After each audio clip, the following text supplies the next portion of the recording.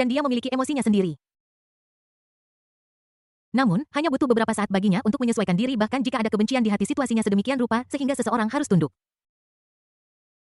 Setidaknya jangan membuat masalah bagi Yelang, aku tahu. Aku tidak akan kehilangan kesabaran. Ning Qian menggembungkan pipinya dan bergumam dengan enggan.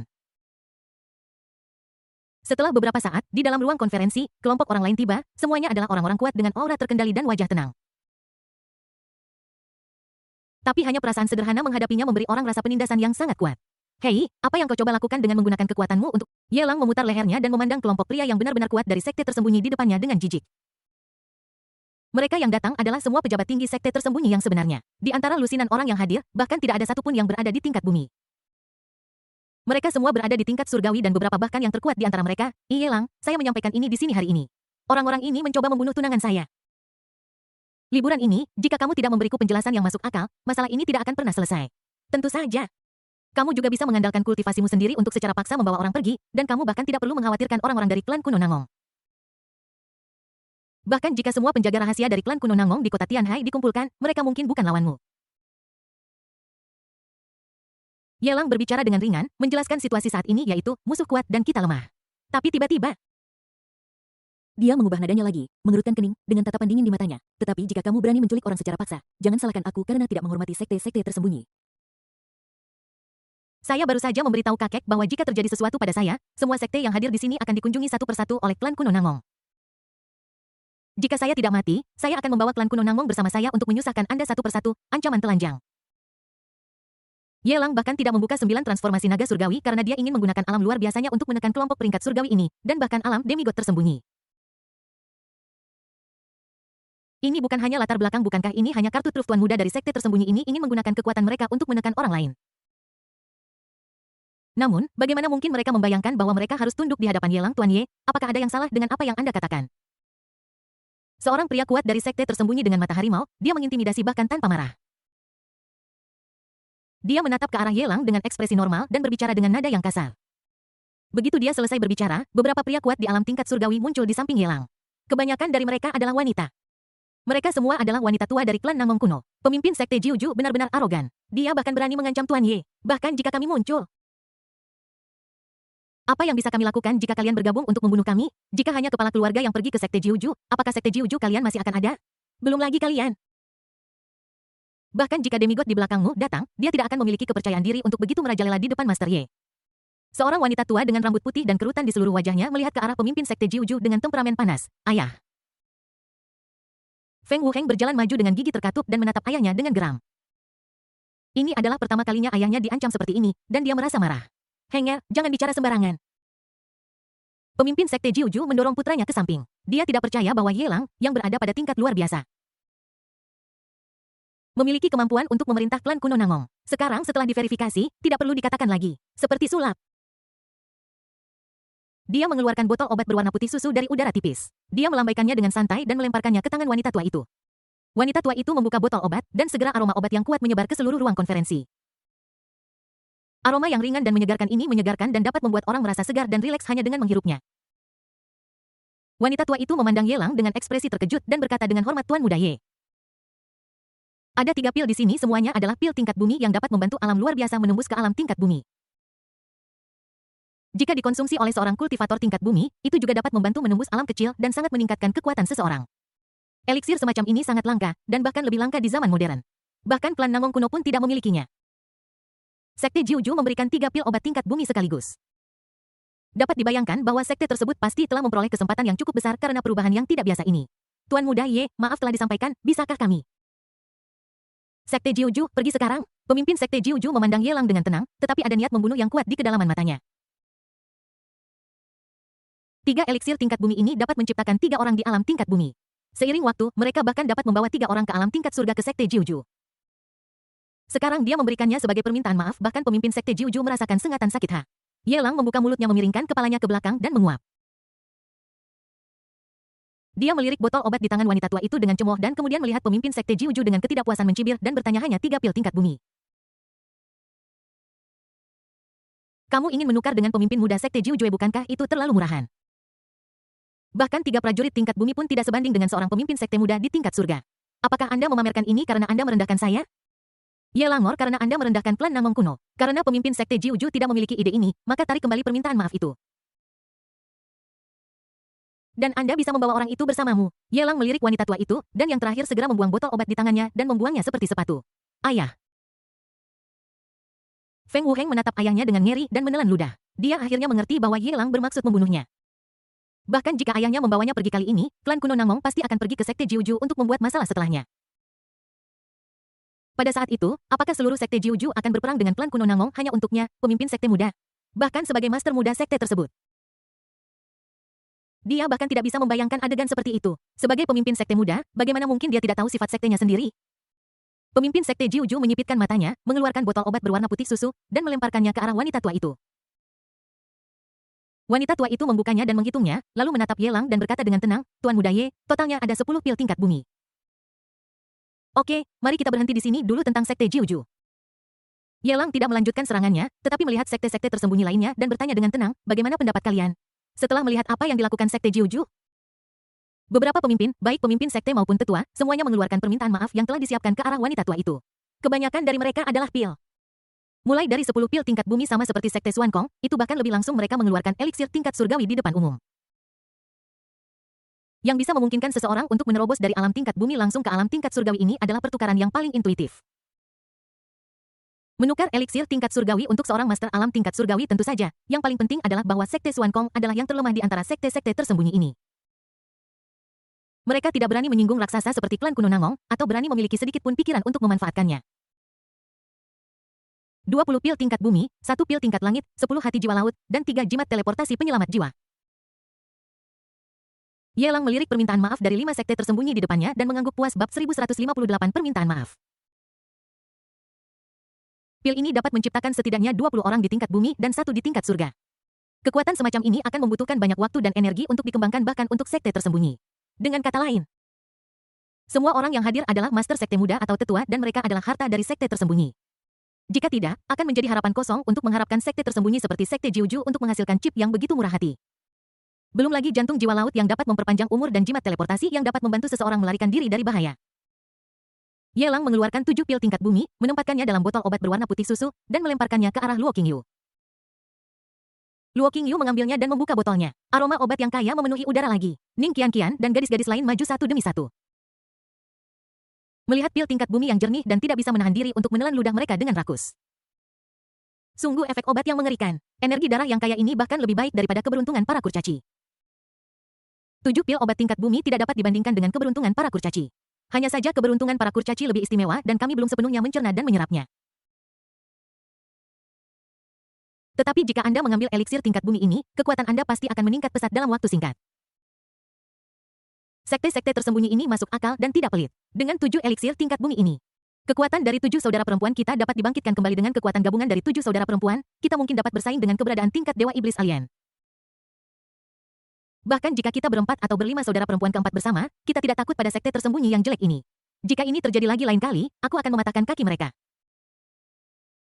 Kebencian di hati Ning Qianqian berangsur-angsur menghilang setelah dia melihat eliksir tingkat bumi ini.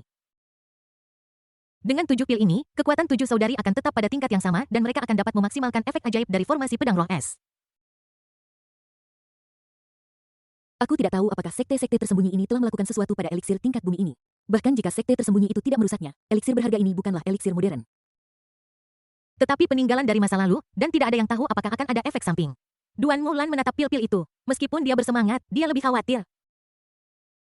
Mohon yakinkan semuanya, beberapa murid di sekte kita sudah mengonsumsi eliksir tingkat bumi ini dan berhasil menembus ke alam tingkat bumi tanpa efek samping apapun. Seorang tetua dari sekte berbicara dengan lantang. Pada saat yang sama, pemimpin sekte Jiuju melihat ke arah Ye Lang dan bertanya dengan tenang, Tuan Muda Ye. Permintaan maaf telah disampaikan, dan tunanganmu tampaknya sangat puas. Bolehkah kami pergi? Ya, tentu saja. Ye Lang tersenyum dan mengangguk mengangkat tangannya dan menunjuk keluar pintu dan berkata dengan tenang silakan pemimpin sekte Jiuju mendengus dalam hatinya dan tidak berkata apa-apa. Dia sudah menderita kerugian besar di tangan Ye Lang dan tidak ada cara baginya untuk mendapatkan kembali wajahnya kali ini.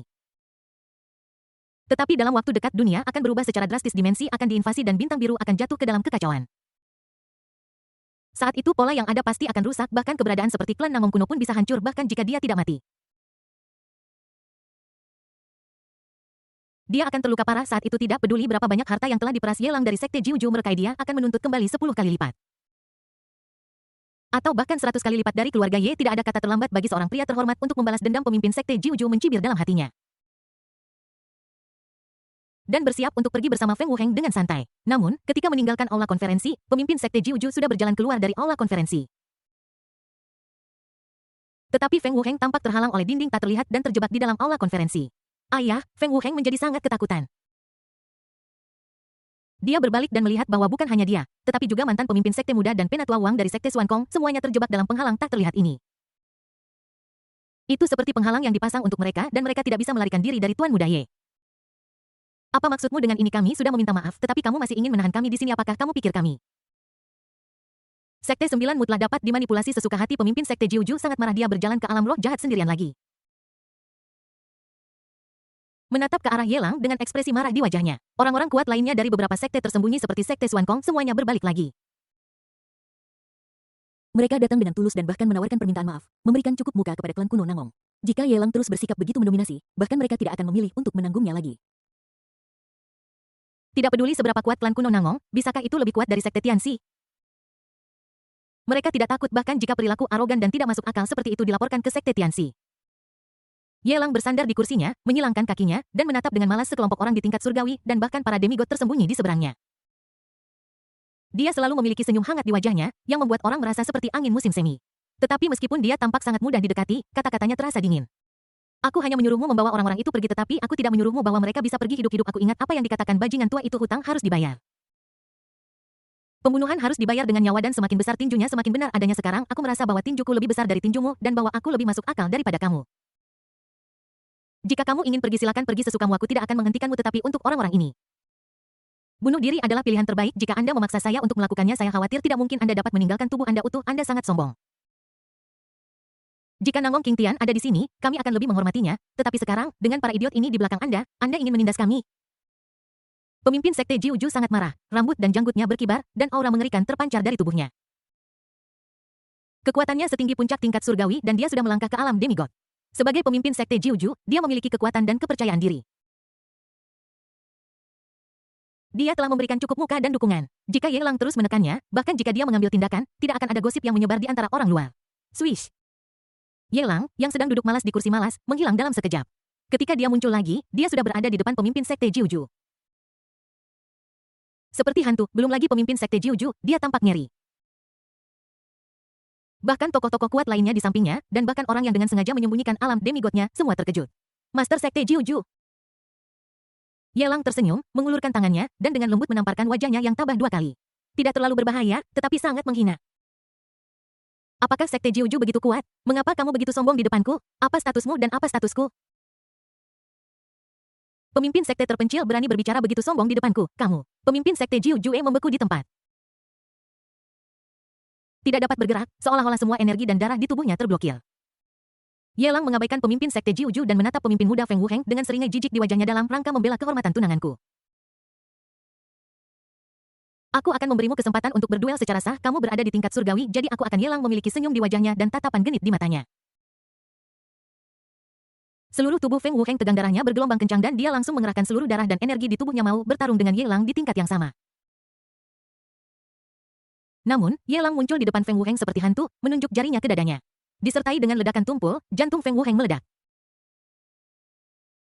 Ye Lang seperti hantu jahat dari dunia bawah. Dia terkekeh di samping telinganya dan berkata, karena kamu berada di tingkat surgawi, aku akan membunuhmu di tingkat ilahi.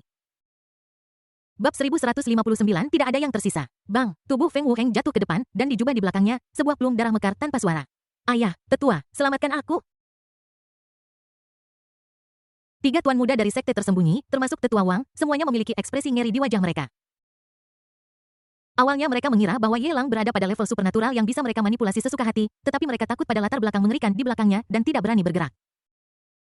Siapa yang tahu bahwa orang ini dengan sengaja menyembunyikan kekuatannya? Tingkat kultivasi yang sebenarnya adalah sesuatu yang bahkan tidak bisa mereka lihat. Itu sangat menakutkan sehingga membuat orang bergidik. Meskipun Feng Wuheng tidak dianggap sebagai orang kuat di alam peringkat surgawi, dia setidaknya bisa menahan 2 atau 3 gerakan dari pemimpin sekte Jiuju. Alhasil dia mati di tempat setelah hanya 1 kali bertemu dengan Ye Lang Yu. 3. Apakah kalian ingin melakukannya sendiri atau kalian ingin aku yang melakukannya? Sudut mulut Yelang terangkat membentuk lengkungan yang sedikit jahat. Menyadari sesuatu, dia mengulurkan tangan dan meluruskan sudut mulutnya. Memandang ketiga pemimpin sekte muda dengan tenang. Ketiga pemimpin sekte muda itu saling pandang, semuanya dengan ekspresi ngeri di wajah mereka. Masalah ini disebabkan oleh saya. Saya menyinggung tunangan Tuan Ye. Saya bersedia mati untuk menebus dosa saya. Saya harap Tuan Ye akan melepaskan sekte Xuan Kong saya. Orang tua Wang sangat berpengalaman dan tahu bahwa dia pasti akan mati hari ini. Tanpa ragu sedikit pun, dia mengangkat telapak tangannya dan hendak bunuh diri di tempat. Dia melakukan bunuh diri dengan cara yang terhormat, dan keturunannya juga akan diurus di sekte Xuan Kong.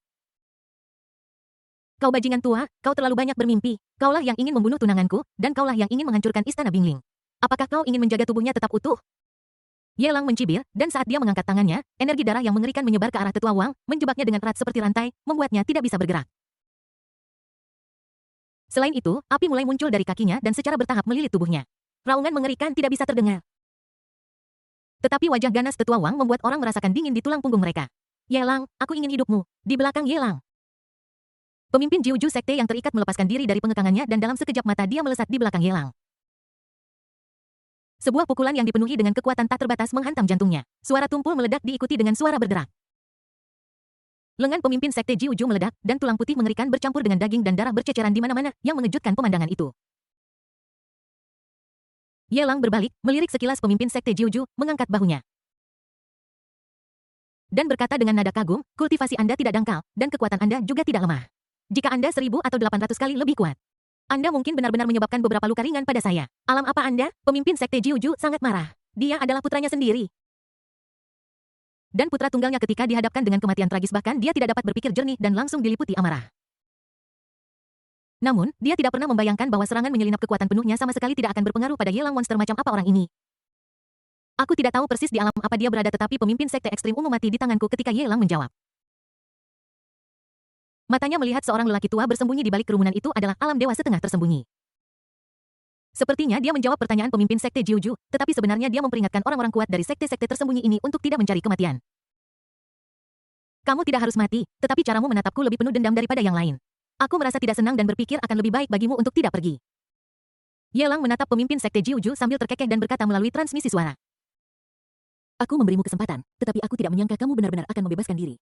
Aku benar-benar tidak tahu apakah aku harus mengatakan bahwa kamu bekerja sama dengan baik atau bahwa kamu tidak tahu bagaimana hidup atau mati. Ye Lang menggelengkan kepalanya, mengangkat tangannya, dan meletakkannya di bahu pemimpin sekte Jiuju, dan gelombang darah dan energi melonjak. Itu seperti bagaimana kakekku menindas para tetua sekte Ziji dengan suara keras. Tubuh pemimpin sekte Jiuju tiba-tiba meledak dan berubah menjadi kabut darah yang tak terhitung jumlahnya yang menyebar. Di depan semua orang, Ye Lang membunuh seorang pria yang memiliki satu kaki di alam demigod. Kemudian dia berjalan menuju 3 tuan muda dari sekte tersembunyi dan dengan tenang mengambil tindakan untuk menjarah hidup mereka. Bang, 3 mayat lagi ambruk. Oke, masalahnya sudah selesai. Anda boleh pergi atau tetap di sini dan meminta penjelasan pada saya. Melirik tetua Wang yang telah berubah menjadi bola arang, Ye Lang bertepuk tangan, menatap dengan tenang orang-orang yang masih hidup di sekte tersembunyi. Dan berbicara dengan tenang seolah-olah dia sedang mencubit beberapa semut hingga mati. Tuan muda Ye memang seorang ahli strategi yang baik. Kami telah mengasingkan diri selama bertahun-tahun dan tidak familiar dengan urusan duniawi. Kami jatuh ke dalam perangkapmu. Dewa setengah manusia, pria tua berambut putih dan berjanggut, berjalan keluar dengan tenang dan menatap mata Ye Lang dengan ketakutan. Ye Lang tersenyum dan menggelengkan kepalanya. Aku tidak senang dengan apa yang kau katakan, sudah sewajarnya membayar utang dan membayar untuk sebuah pembunuhan. Jasadnya semua ada di sini, kau bisa membawanya pergi. Kompensasi ini tidak sepadan, tentu saja, pemimpin sekte Jiuju sedikit bingung, tetapi aku sudah memaafkannya. Dengan lambaian tangannya, dia mengumpulkan kabut darah di udara menjadi benda berbentuk bola berwarna darah, melemparkannya ke seorang tetua sekte Jiuju, dan berkata sambil tersenyum. Bawa kembali dan kubur dengan layak. Alasan mengapa mereka bersusah payah adalah semata-mata karena mereka tidak ingin memutuskan hubungan dengan sekte-sekte tersembunyi ini. Ketika dia ingin meminta maaf, dia menggunakan kekuatan klan Namong kuno untuk menekan orang lain. Yang kami inginkan adalah agar sekte-sekte tersembunyi ini menawarkan kompensasi dengan sukarela, sehingga tidak dianggap sebagai perampokan. Dan sekarang, dia hanya mengandalkan kekuatannya sendiri untuk mencari keadilan bagi tunangannya dan juga meninggalkan tubuh yang utuh. Bahkan jika orang-orang ini benar-benar memiliki dendam di hati mereka, berapa banyak dari mereka yang bersedia mempertaruhkan nyawa mereka dan mencari kematian di hadapannya? Aku tidak seahli dirimu, jadi aku akan pergi. Demigod itu dengan tenang membungkuk, lalu melihat semua orang, menghentikan amarah mereka, dan bersiap untuk pergi. Rencana Ye Lang benar-benar licik. Sekarang orangnya sudah pergi, aku bahkan tidak bisa meminta kompensasi. Semua ini karena Ye Lang dengan sengaja menyembunyikan kultivasinya. Jika tingkat kultivasinya yang menakutkan telah terungkap lebih awal mereka tidak akan bersedia untuk meminta maaf. Dia bahkan akan mencoba membawa orang-orang dari Sekte Tianxi untuk menegakkan keadilan dan membawa keempat pemimpin Sekte Muda dan Tetua Wang dari Sekte Xuan Kong pergi dengan selamat. Tetapi itu karena mereka merasa memiliki kepercayaan diri di hati mereka sehingga mereka berani datang ke sini sendirian berpikir bahwa Ye Lang tidak akan berani menghadapi mereka. Siapa yang menyangka bahwa Ye Lang sengaja memberi mereka kepercayaan diri ini agar mereka berpuas diri dan ceroboh. Orang-orang dari sekte tersembunyi mengumpulkan mayat sekte mereka sendiri dan bersiap untuk pergi dengan dendam di hati mereka. Pada saat ini sebuah suara teguran datang dari belakang. Tunggu sebentar. Ning Qianqian mengangkat roknya dan berlari cepat ke sisi Ye Lang. Ada rasa bersalah di matanya, tetapi lebih banyak kegembiraan. Dia hanya mengacungkan jempol dan memberi Ye Lang tatapan yang sangat afirmatif, dan semuanya dikatakan tanpa kata-kata. Kemudian, dia menunjuk seorang murid dari sekte tersembunyi dan berkata dengan marah, "Kamu boleh pergi, tetapi orang itu harus tetap tinggal." Bab 1160 Murid Sekte, Ning Qianqian tidak suka. Kebencian di hati Ning Qianqian tiba-tiba menghilang setelah melihat apa yang Ye Lang lakukan. Awalnya dia hanya ingin membunuh semua musuh ini, tetapi sekarang Ye Lang tidak hanya memeras orang-orang tak tahu malu ini dari sekte-sekte tersembunyi, tetapi juga membunuh pemimpin sekte muda yang berani menggertak saudara perempuannya. Seberapapun besarnya kebencian itu akan hilang dengan kematian musuh. Ning Qianqian tidak bisa menyembunyikan kebanggaannya di dalam hatinya. Dia pantas menjadi pria yang bersedia dia rebut dengan risiko menyinggung kakak seniornya dan dituduh melanggar perintah gurunya. Semangat mendominasi ini membuatnya terobsesi dengannya. Masalah ini seharusnya berakhir di sini, tetapi penglihatan Ning Qianqian sangat luar biasa. Di antara kelompok murid dari sekte tersembunyi yang hendak pergi, dia menemukan seseorang dengan mata serakah dan perilaku aneh. Dia tanpa sadar merasa sangat jijik padanya, jadi dia berdiri di depan umum dan menarik orang ini keluar. Tuan Ye, apa maksudmu dengan ini? Bahkan kita tidak bisa lolos dengan selamat. Demigod itu menyipitkan matanya dan berbicara dengan tidak ramah. Ketika dia tiba kali ini, Tuan Muda Sekte itu meninggal, dan bahkan setelah dia kembali, dia tidak akan memiliki kemuliaan di wajahnya. Sekarang, Ning Qianqian secara terbuka menyebut nama orang lain untuk tinggal. Meskipun dia hanya berada di tingkat bumi, ini bukan masalah nilai. Tetapi masalah reputasi sekte tersembunyi. Ye Lang tidak mengatakan apa-apa, tetapi hanya menatap Ning Qianqian dengan tenang dan berkata dengan tenang, "Ada apa? Apakah orang ini juga menyinggungmu?" Semua orang yang dia bunuh memang berniat membunuh Luo Qingyu dan wanita lainnya. Bahkan jika sekte tersembunyi tidak senang, dia memiliki bukti di tangannya dan tidak takut untuk berdebat dengan orang-orang ini. Tetapi jika situasinya sudah sampai pada titik ini, dan dia terus memaksa mereka, saya khawatir orang-orang dari sekte tersembunyi ini, karena tahu mereka tidak bisa menang, akan melaporkan masalah ini ke Sekte Tianxi. Bahkan jika dia yang menanganinya, dia akan dibatasi. Jika Anda tidak bisa berdiri teguh, Anda tidak akan memiliki kepercayaan diri untuk berbicara. Ning Qianqian menunjuk ke kultivator alam peringkat bumi dan berkata dengan suara yang dalam, "Orang ini menatapku dengan mata penuh keserakahan. Tidak hanya aku, tetapi juga kakak senior dan yang lainnya tidak luput dari orang ini. Bahkan ketika kamu datang ke sini, orang ini melihat kedua wanita di sampingmu dan tidak menyembunyikan gejolak di hatinya. Mungkin orang-orang bajingan tua Wang itu ingin membunuh saudara dan saudari kita di Istana Bingling, tetapi orang ini ingin mempermalukan kita. Kejahatannya bahkan lebih serius daripada Wang si bajingan. Bahkan jika kita harus menghapus segalanya, kita harus membunuh orang ini." Ye Lang mengikuti pandangan Ning Qianqian dan melihat seorang pria merasakan sedikit terkejut. Murid sekte yang berada di tingkat Earth Rank ini memiliki penampilan yang sangat biasa, jenis yang akan sulit ditemukan jika dilempar ke kerumunan. Namun ketika orang ini bertemu pandangannya, dia tidak hanya tidak menunjukkan rasa takut, dia bahkan menegakkan punggungnya. Betapa anehnya ini. Jika dia tidak mengungkapkan latar belakangnya dan memamerkan kekuatannya, para murid dari sekte tersembunyi ini mungkin akan merasa percaya diri. Tapi sekarang bahkan para tetua dari sekte tersembunyi ini menundukkan kepala dan berlutut di hadapannya. Beraninya seorang murid biasa begitu berani? Orang ini tidak menyembunyikan kekuatannya. Dia hanya seorang alam tingkat bumi biasa. Dari mana dia mendapatkan kepercayaan diri itu? Guru Ye, bagaimana menurutmu? Setelah identitasnya terungkap, demigod itu telah menjadi pemimpin sementara dari beberapa sekte tersembunyi.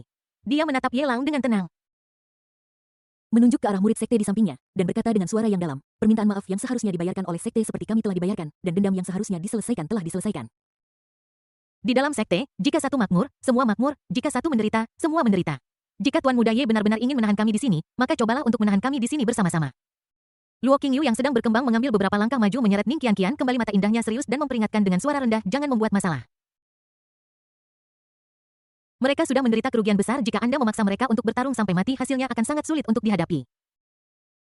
Bahkan keluarga Ye dan klan kuno Nangong seharusnya tidak bertindak begitu gegabah karena ini dapat dengan mudah menyebabkan penindasan dari Sekte Tianxi." Tapi ada sesuatu yang salah dengan pria itu. Bukan hanya tatapannya, aku tidak tahu kenapa, tapi aku hanya merasa dia sangat aneh. Aku tanpa sadar tidak menyukainya dan ingin membunuhnya. Ning Qianqian menggembungkan pipinya dan bergumam dengan marah. Dia melihat sekeliling dan memperhatikan bahwa ada sesuatu yang sedikit aneh tentang suasana saat ini. Bahkan seekor anjing yang terpojok akan melompati tembok, apalagi orang-orang kuat dari sekte tersembunyi yang berada di tingkat surgawi atau bahkan tingkat setengah dewa. Dia sedikit tidak senang, tetapi dia tidak memaksa. Malahan, dia menarik lengan Ye Lang dan menggelengkan kepalanya, berkata, Sudahlah, dia hanya peringkat bumi saja. Tidak mudah untuk menyerangnya kali ini. Jika kita bertemu lain kali, kita bisa menghajarnya saja. Mengapa kita harus menunggu sampai lain kali? Orang ini berani menginginkanmu, jadi dia secara alami akan membayar harganya. Yelang dengan lembut mengusap kepala Ning Qianqian, lalu melihat kelima sekte tersembunyi di seberangnya, merenung sejenak, dan berkata perlahan. Awalnya, masalah ini seharusnya berhenti di sini. Sayang sekali beberapa hal tak terduga terjadi, dan aku juga tahu bahwa permintaanku agak terlalu arogan. Bagaimana kalau begini, aku bersedia memberikan masing-masing dari 4 sekte lainnya sebuah eliksir tingkat bumi sebagai kompensasi, sebagai cara untuk menebusnya.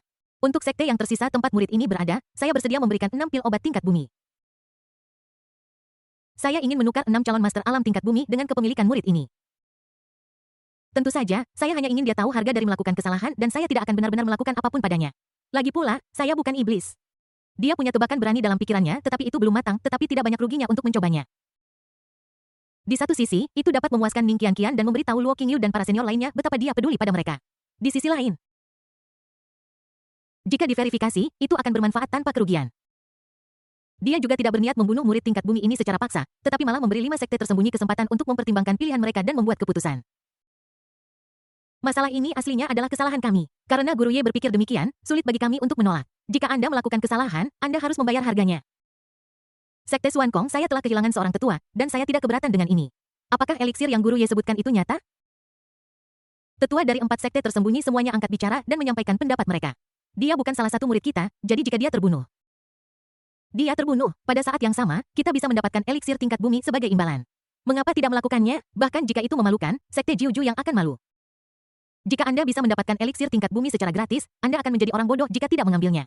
Tentu saja itu benar. Yelang terkekeh dan melemparkan 4 pil tingkat bumi ke sekte Xuan Kong dan 4 sekte tersembunyi lainnya. Kemudian dia menatap sesepuh sekte Jiuju dan bertanya dengan tenang, bagaimana menurutmu? Dia sedang bermain-main dengan botol obat berwarna putih susu di tangannya, yang berisi 6 pil tingkat bumi, dan melihat ke sisi berlawanan dengan ekspresi geli. Bab 1161 Ye Qianyu muncul. Sesepuh sekte Jiuju menundukkan kepalanya, mengerutkan kening, dan larut dalam pikiran yang sangat kusut. Jika itu beberapa menit yang lalu, dia tidak akan mempertimbangkan permintaan Yelang yang tidak masuk akal apapun yang terjadi. Menyerahkan murid sekte sama saja dengan membiarkan Yelang menamparkan wajah sekte Jiujue. Dan itu adalah penghinaan publik. Tapi sekarang, pemimpin sekte muda terbunuh dan bahkan pemimpin sekte dihancurkan menjadi gumpalan kabut darah. Wajah sekte Jiuju telah terlempar ke tanah dan berulang kali dihancurkan oleh Yelang. Di mana sedikit pun martabat tersisa? Yang paling penting adalah seberapa besar permusuhan Yelang terhadap murid tingkat bumi ini.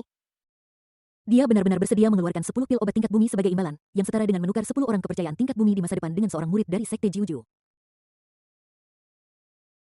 Jika mereka menolak untuk setuju dan Yelang membunuh mereka dengan paksa, aku khawatir 4 sekte lainnya tidak akan benar-benar bersatu dengan mereka untuk bertarung bersama.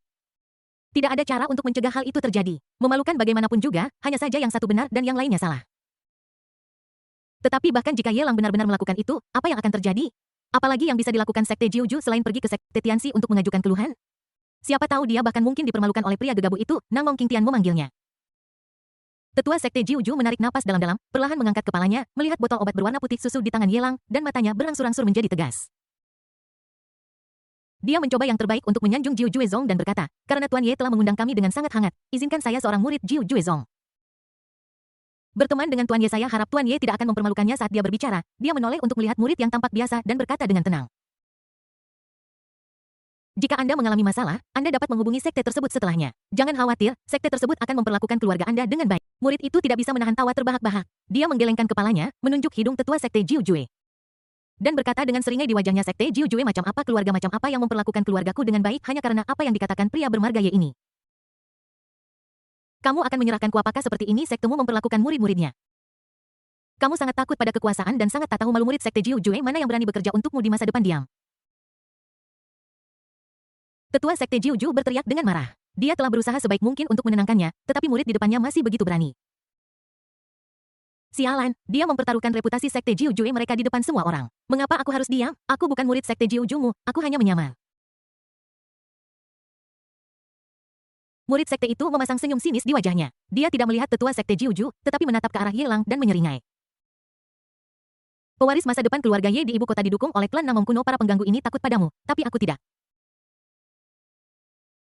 Tunggu saja, cepat atau lambat, aku akan menyelesaikan kebencian ini denganmu. Beraninya kau, bocah kecil. Tetua sekte Jiuju sangat marah, dan alam tingkat surgawinya meledak dalam sekejap. Sebuah telapak tangan besar yang terbuat dari darah dan energi menghancurkan ke arah murid-murid sekte. Bang, sebelum telapak berdarah itu menyentuh murid sekte, telapak itu meledak di udara dan berubah menjadi kabut darah yang tak terhitung jumlahnya yang menyebar di udara. Suara retakan renyah juga terdengar dari tubuh murid itu seolah-olah ada sesuatu yang patah. Dia menoleh dan menatap ke arah Yelang, matanya dipenuhi dengan kebencian yang tak berujung. Ding! Ye Qianyu, sang putra takdir, memiliki kebencian yang kuat terhadap Inang. Selamat kepada Inang karena mendapatkan nilai penjahat takdir plus 100.000. Ding! Ye Qianyu, sang putra takdir, memiliki niat membunuh terhadap Inang. Selamat kepada Inang karena mendapatkan nilai penjahat takdir plus 500.000. Mendengarkan suara perintah sistem yang dingin di samping telinganya, wajah Yelang menjadi semakin lucu. Dia hanya punya tebakan ini tetapi dia tidak menyangka bahwa dia benar-benar akan bertemu dengannya Ye Qianyu putra takdir. Alih-alih merebut kesempatan itu, Anda datang ke Sekte Jiuju untuk mencari ikan di air keruh. Dengan senyum mengejek di wajahnya. Yelang melihat ke arah Ye Qianyu dan berkata dengan tenang, kamu benar-benar beruntung. Kamu merebut kesempatan dari tangan suku tanaman merambat dan bisa melarikan diri dengan selamat. Sekarang dia bersembunyi di Sekte Jiuju hanya untuk menghindari perburuan oleh klan Fin, kan? Jangan khawatir, aku sudah membunuh orang-orang dari suku Fin, mereka tidak bisa lagi menjadi ancaman bagimu. Mendengar ini, kekesalan di wajah Ye Qianyu berangsur-angsur berubah menjadi keheranan. Dia menatap Yelang dengan tidak percaya dan berteriak kaget, siapa kamu? Tidak mungkin manusia normal lainnya akan tahu tentang perseteruan antara dia dan klan Fin. Para antek suku Fin itu semuanya sangat gila sehingga mereka tidak akan pernah berhubungan dengan manusia normal. Mengapa Yelang mengetahui informasi ini dan juga mengetahui namanya? Jangan khawatir, aku tahu aku tidak bisa membunuhmu hari ini, dan kamu masih memiliki 2 jimat teleportasi khusus padamu. Bahkan jika aku memasang penghalang, aku tidak bisa menahanmu di sini. Kamu bisa pergi dari sini sekarang. Yelang melambaikan tangannya dengan ringan, jelas tidak berniat untuk terus membunuh. Beraninya kau, bajingan, berpura-pura menjadi murid Sekte Jiuju. Kau pantas mati, Tetua Sekte Jiuju meraung marah. Seperti beruang yang ganas dalam wujud manusia, menyerbu ke arah Ye Qianyu. Bas bas bas, lingkaran riak seperti gelombang air menyebar di sekitar Ye Qianyu, melindunginya. Sosoknya mulai memudar sedikit demi sedikit seolah kembali menjadi ketiadaan. Dia bisa dilihat tetapi tidak bisa disentuh. Tepat ketika dia penuh kebingungan dan akan dipindahkan. Suara memikat Yelang terdengar di telinganya lagi. Orang-orang dari suku Fin telah menggeledah kediamanmu, tetapi tidak menemukan siapapun yang dekat denganmu. Dengan kata lain, mereka tidak punya cara untuk menggunakan kerabatmu untuk memaksamu muncul. Namun, menurut informasiku, walaupun kamu sengaja mengasingkan diri dari dunia luar, kamu tidak bersedia untuk menambah beban yang tidak perlu pada dirimu sendiri. Namun nyatanya, tampaknya ayahmu yang mengecewakan menemukan ibu tiri untukmu ketika dia masih hidup. Ketika ayahmu meninggal secara tak terduga, ibu tirimu belum menikah dengan keluarga Yemu. Setelah itu, dia tidak hanya tidak menginginkan 1 sen pun dari properti keluarga Yemu. Dia juga bersedia menggunakan properti keluarga Ye Anda untuk melunasi para kreditor itu. Meskipun Anda sangat membenci ibu tiri ini selama bertahun-tahun, sebenarnya hati Anda telah tersentuh oleh kelembutannya. Bahkan jika Anda tidak mengatakannya, bahkan jika Anda tidak pernah mengungkapkannya di depannya, tetapi jika dia terluka sedikit saja, Anda tanpa sadar akan mengkhawatirkannya. Yelang tidak menyelesaikan beberapa kata-katanya dan berhenti tiba-tiba. Dia menatap Ye Qianyu yang perlahan berubah menjadi bui dengan setengah tersenyum dan ekspresi di wajahnya selalu hangat dan lembut. Bu seperti gelembung sabun tubuh ilusi Ye Qianyu akhirnya meledak, ada raungan yang bergema di seluruh ruang konferensi Yelang. Jika kamu berani menyerangnya, aku tidak akan melepaskanmu, bahkan jika aku harus pergi ke neraka. Bab 1162 Ye Qianyu dan Zhao Xiaoya menjadi satu. Ding! Ye Qianyu, putra takdir, memiliki niat membunuh terhadap tuan rumah. Selamat kepada tuan rumah karena mendapatkan nilai penjahat takdir plus 1 juta. Sosok Ye Qianyu benar-benar menghilang di aula konferensi. Suara mekanis dingin terdengar di telinga Yelang lagi. Orang ini sebenarnya bukan murid dari Sekte Jiuju, dia menyembunyikan nama dan identitas aslinya, dia pasti tidak punya niat baik, sayang sekali. Dia punya begitu banyak harta karun, jika saja dia bisa tinggal di sini aku pasti bisa menghasilkan banyak uang. Ning Qian mengepalkan tinjunya dengan marah. Dia dipenuhi dengan niat membunuh terhadap Ye Qianyu tetapi juga tergila-gila pada harta karun di tubuhnya. Ini hanya masalah waktu, kamu sudah melakukan pekerjaan yang bagus kali ini. Yelang mengulurkan tangan dan mengusap kepala Ning Qian, merasakan emosi yang tak terlukiskan.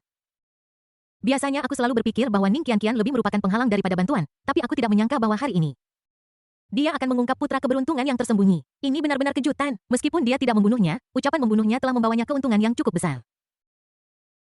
1.600.000 poin penjahat takdir bisa didapatkan hanya dengan mengucapkan beberapa patah kata. Domba gemuk ini seharusnya mudah dipetik.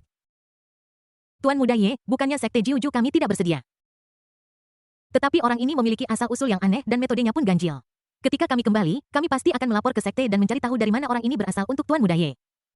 Sesepuh Sekte Jiuju berbicara dengan sopan memberikan Yelang cukup muka sambil menatap botol obat putih susu di tangannya. Kenapa, kamu masih menginginkan eliksir tingkat bumi? Apakah kamu menangkap orang itu dan mengirimkannya kepada kami? Apakah orang itu seorang murid dari Sekte Anda? Dia bukan murid dari sekte Jiu Jue Anda, dia bahkan mungkin mata-mata yang telah menyusup ke sekte Jiu Jue Anda. Ye Lang telah menyingkirkan mata-mata untukmu tanpa alasan dan kamu masih punya keberanian untuk meminta hadiah. Mulut cantik Ning Qianqian melengkung membentuk senyum main-main, dan dia menatap para tetua sekte Jiu Ju dengan sinis.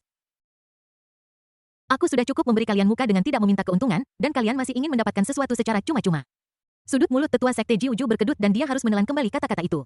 Dia berbalik dan pergi dengan marah tanpa mengucapkan sepatah kata pun. 4 sekte lainnya juga bersiap untuk mencari keuntungan dalam kekacauan. Ning Qianqian berkata pada waktu yang tepat, tidakkah kalian berempat merasa seperti memiliki sesuatu yang ekstra?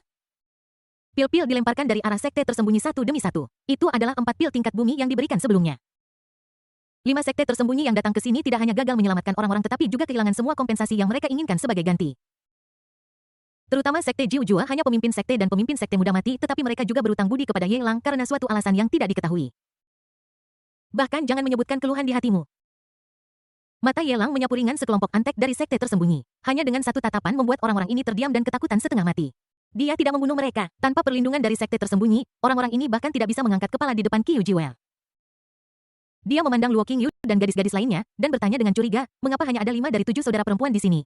Di mana Xiao Cucu dan Xiao Bingbing? Kakak senior kelima dan keenam mengantar Nanan ke ibu kota untuk menemui master dan akan segera kembali. Ketika kami datang ke sini, kami tidak menyangka akan menghadapi situasi ini. Jika kami tahu sebelumnya, kami akan meminta kakak kelima dan keenam untuk datang bersama. Ini hanyalah sekte tersembunyi, dan yang terkuat hanya pada tingkat semi-dewa. Kami 7 bersaudara tidak akan takut pada formasi pedang roh es. Ning Qianqian menjawab dengan cepat, mengepalkan tinjunya dengan marah, dan melambai ke arah punggung orang yang meninggalkan sekte tersembunyi. Melihat eliksir tingkat bumi di tangannya, dia memiliki nyala kepercayaan diri yang kuat membara di matanya. Dengan eliksir tingkat bumi ini, kekuatan ketujuh saudara perempuan kita akan dinaikkan ke tingkat yang sama. Ketika saatnya tiba, ketika kita menggunakan formasi pedang roh es. Apalagi dewa kecil realme bahkan jika monster setingkat dewa iblis asing datang, kita akan bisa bertarung, situasi saat ini tidak jelas.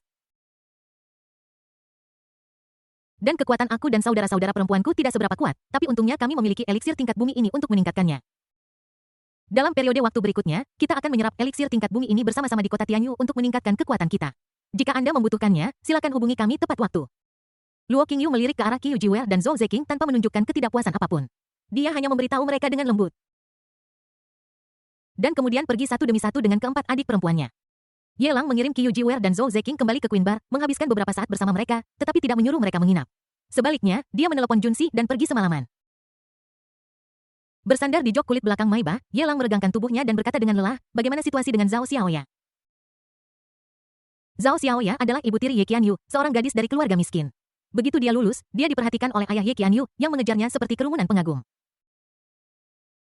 Alasan mengapa ayah Ye Qianyu bisa menonjol di antara banyak pelamar juga karena latar belakang keluarga Zhao Xiaoya yang miskin. Saat itu, ayah Zhao Xiaoya sakit parah dan membutuhkan sejumlah besar uang untuk operasi. Ayah Ye Qianyu yang membantu membayarnya, dan barulah Zhao Xiaoya setuju untuk dikejar olehnya. Sayang sekali ayah Ye Qianyu bagaimanapun juga adalah ayah kandung dari putra takdir. Sebagai putra takdir, jika orang tuanya bukan raja, maka keduanya akan mati. Ayah yang malang dari putra keberuntungan, setelah akhirnya mengejar Zhao Xiaoya, meninggal sebelum dia bisa mendapatkan keuntungan apapun. Tidak hanya dia kehilangan nyawanya tetapi perusahaan juga dibagi-bagi oleh sekelompok direktur yang tamak meninggalkan Ye Qianyu dengan hutang yang sangat besar. Villa keluarga dan semua aset tetap digunakan untuk membayar hutang akibatnya situasi keuangan keluarga Ye Qianyu merosot tajam. Tuan Zhao Xiaoya memiliki karakter yang sangat kuat, dia tidak ternoda oleh lumpur di dunia saat ini, dia seperti mata air yang jernih. Setelah perusahaan keluarga Ye dibagi-bagi sesuai dengan wasiat ayah Ye Qianyu, Zhao Xiaoya bisa mendapatkan setidaknya puluhan juta aset. Ini tidak diragukan lagi adalah sejumlah besar uang bagi Zhao Xiaoya yang miskin, yang bisa mengubah kehidupan masa depannya. Namun, Zhao Xiaoya tidak hanya tidak menelan aset tersebut, tetapi bahkan berinisiatif untuk mengeluarkannya untuk membantu keluarga Ye membayar utang mereka. Pada akhirnya, dia tidak mendapatkan sepeser pun keuntungan tetapi sibuk dengan urusan keluarga Ye. Bahkan sekarang, dia masih belum mengubah situasi keluarganya yang miskin. Junxi menjelaskan hasil investigasi dengan emosi. Meskipun dia menyukai wanita seperti manajer Zhang, dia juga tahu bahwa jika terjadi sesuatu yang salah padanya, wanita-wanita manajer Zhang itu tidak hanya akan membayar utangnya, tetapi juga akan melakukan yang terbaik untuk tidak memperburuk keadaan. Dialah yang menemukan Zhao Xiaoya, gadis langka di dunia, dan dia mengaguminya dari lubuk hatinya. Tidak serakah akan uang saja sudah terpuji, dan mampu bekerja keras untuk keluarga Ye dari hari ke hari selama bertahun-tahun bahkan lebih langka di dunia.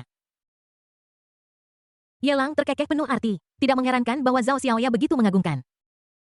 Jika dia tidak baik hati dan berbeda dari yang lain, bagaimana dia bisa menempati posisi yang begitu penting di hati Ye Qianyu, putra keberuntungan? Di mana dia sekarang? Ayo pergi menemuinya. Ye Lang berbicara dengan tenang. Junsi memegang setir dengan kedua tangan dan menginjak pedal gas, dan mobil melaju perlahan. Zhao Xiaoya sedang berjalan-jalan sekarang, tetapi menurut kebiasaannya sebelumnya, dia akan segera pergi ke kafe untuk duduk sebentar, memesan secangkir kopi Blue Mountain tanpa gula. Dan menatap kosong setidaknya selama setengah jam. Perusahaan tempat Zhao Xiaoya bekerja baru-baru ini bangkrut. Dia mungkin sedang dalam suasana hati yang buruk dan sangat bingung. Karena keluarganya membutuhkan uang, dia tidak berani untuk tidak bekerja. Zhao Xiaoya baru saja menyerahkan resumenya ke perusahaan Nona Bai dan akan diwawancarai besok. Junsi melaporkan situasi Zhao Xiaoya saat ini dan kebiasaan hidupnya secara detail. Dia sudah familiar dengan jenis pekerjaan investigasi ini. Dan secara kasar dapat menebak beberapa pemikiran tuan muda itu. Tentu saja, dia tidak akan mengatakannya. Namun, ada beberapa detail tidak penting yang akan dia perhatikan secara khusus bahkan jika tuan muda tidak menyebutkannya.